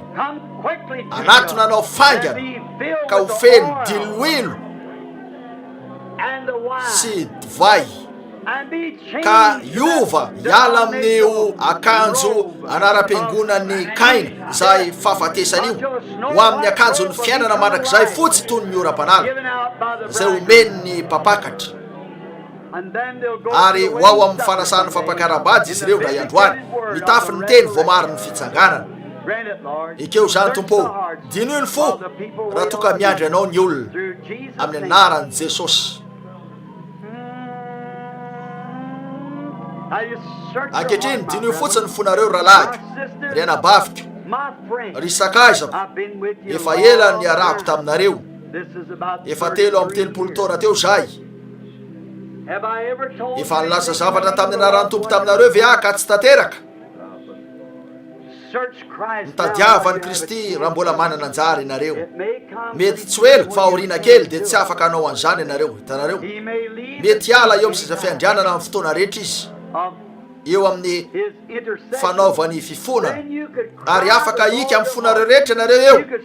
afaka ikapikapoka tongotra, afaka iteny amin'ny fiteny tsy fantatra, afaka izakazaka ena lalatsara, afaka anao an'izay rehetra tianareo atao ka ikambana amin'ny fiangonana rehetra eto tany, fa tsy hoe ho zany tsisy fanalana tasy ho an'ny otanareo intsony. Ahoana ary ny aminareo eo, aiza no isy anareo? Eny, inoko amin'ny foko rehetra fa mbola misokatra ny seza fiandrianana, inoko fa mbola eo amin'ny seza fiandrianana Andriamanitra izy, tsy hoe izy dia hitsangana hiala eo ka androso hitaky an'izay navotany teo mpanaovana ny asany havana mahavitra izy raha teo ampiandrasana rota, fa tsy hoela ainareo tsara rehefa vitany boaza ny asany havana mahavitra dia tonga izy ka nitaky ny fananany. Ary zay mihitsy ny voalazan'ny baiboly fa nataony nandroso teo izy ary nandray ny boky. Tapitra ny fanaovana fifonana eo, miala eo amin'ny seza fiandrianana izy, tsy misy raha ntsony eo mirakitra fanaovam-panavotana, dia lasa ino zany eo seza fiandrianana fitsarana. Engane mba tsy hisy teny ray androany hoe everiko fa tokony mbola isy ny fampakarana ka andrefeo amalo hoe efa lasa zany. Anampy atsika ny Andriamanitra. Andesika iondrika ankehitriny. Ry Lalàny Ville, tongava marana amin'ny fivorinana ny zavatra tianao atao, Andriamanitra hitanareo, rapitsarivo indray.